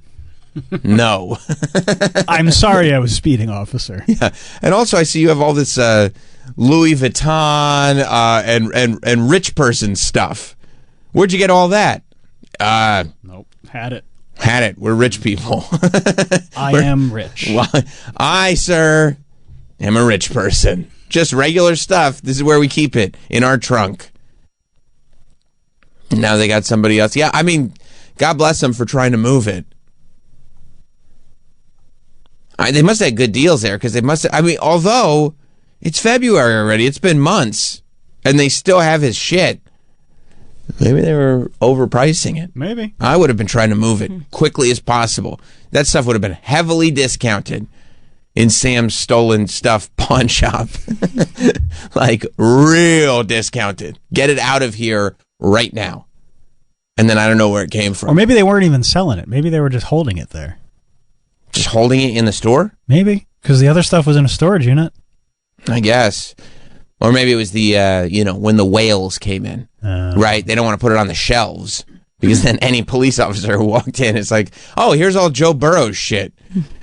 But maybe it was in the back, waiting for the people who don't ask questions and just want premium items. Right. Yeah, man, I think it is because of Uncut Gems. But ever since, the Diamond District always annoyed me. I hate walking through there. It's so annoying. I will purposely walk same on another street. Same. Yeah. Same. I'm like sitting there because in New York you don't wait at the lights. That's how you go. That's how you figure out what street you're crossing. You just cross wherever it makes sense, so you don't have to stop walking. North, except south, east, west, whichever one. Right. Then if you get to the river, you realize you went the wrong way. No, it's that way. Yeah. That's why the river's there, to let you know. Just trying to find my favorite New York pizza place. That's no problem. Just loop back around. You'll get there. Yeah, but that is, I will specifically avoid walking down that street. Yeah. You buying, you selling, you buying, you selling? Neither. Just walking. Just walking down the street. Thank you. Trying to get to Barnes & Noble. Leave me alone. Yeah. I'm going to a brick and mortar bookstore, actually. Yeah. It's 2025 after all. So, yeah. Yeah, I'm fascinated by the story. I know the Safdie brothers are doing a series that's... Is it a spinoff of... Are they? They are doing a series. I don't know if it's for Peacock or what it's for, but I think that's their next thing. And it feels like it's going to be... another Safdie brothers, like Uncut Gems, or what was the... Super Fakes. Is that what it's called? Super Fakes? Yep. Oh, and it is coming to Peacock. Good. I mean, bro, have you seen the Robert Pattinson one? I think it's called Good... Batman. That's what it was called. Batman. It was so good. And they found that Riddler just sitting in the diner. No, I don't think so. I got to be honest with you. Go ahead. I don't know if I've ever seen anything with Robert Pattinson in it. Bro, he's the tits, and I've never even seen Twilight. I love Robert Pattinson's. I saw Paddington Bear. That was good too. Okay, but no, he's great. Emo Batman is best Batman. Well, it goes careful. Christian Bale, Michael Keaton, then Emo Batman. But still, that's real good company. Oh, he was in The Lighthouse. I Lighthouse. To see that. Have seen Harry Potter? Oh, I've seen Harry Potter. Cedric Diggory. You don't know about Cedric Diggory? Yeah, what? Okay, I didn't know. Okay, if he's Harry Potter. He's Harry Potter. Okay, then I have Cedric Harry Potter Diggory. One thing that he's done. I've never seen a Harry Potter movie. Really? No, I've never seen one. I can't with the wizardry. I can't do it. That's where you get off? I can't do it. I mean, with the you know what else I've never seen? What? Game of Thrones. That's fine. I'm 100% with you on that one. With Game of Thrones. I do not get into like fantasy dragons. I don't like when I see castles, dragons. Unless it's Nosferatu's castle. Wizardry. I love Transylvanian. Yeah. Jaden turned me around on Transylvanian castles. No, I've never seen any of the Harry Potter movies. Okay. No, and I can't, at this point, imagine I ever will. I didn't see Tenet because I heard you couldn't hear it. That's right. That's right. Sound design wasn't. So I passed on that one. Wasn't the best. I do want to see Lighthouse. Lighthouse is great. Okay, so with that, you want to see Good Time is the movie. Good Time's amazing. That's the Safdie brothers movie that came out before. No, I've never seen it. Oh, it's so great. Okay, it's. I mean, I think it's kind of the movie that put the Safdies on the map. It's another sort of very quickly moving, extremely tense, New York movie. You know what I mean? Everything's happening. I'll watch this. Yeah, it's great. I'm going to tell you right now, I'm writing it down. Yeah, I just wrote it down too. You should. For a Good Time movie. Oh, good. We'll all have a nice discussion. It's in my movies. Yeah. I'm surprised you haven't seen it. It's really good. Time. Yeah. And so I'm hoping that whatever the Safdies do for this Peacock series is similar to Good Time and Uncut Gems. Delving into the world of luxury sales. I love it. I already love it. Super fakes. I'm going to guess they're counterfeit. Yep. That's my guess, too. I'm going to take a wild guess. We're dealing with some people trying to move counterfeit goods. Yeah. When does it come out? Doesn't say. They're just working on it. Oh, okay. Yeah. Well, good. Good luck working on that, Safdies. I don't feel like that. Well, they need it.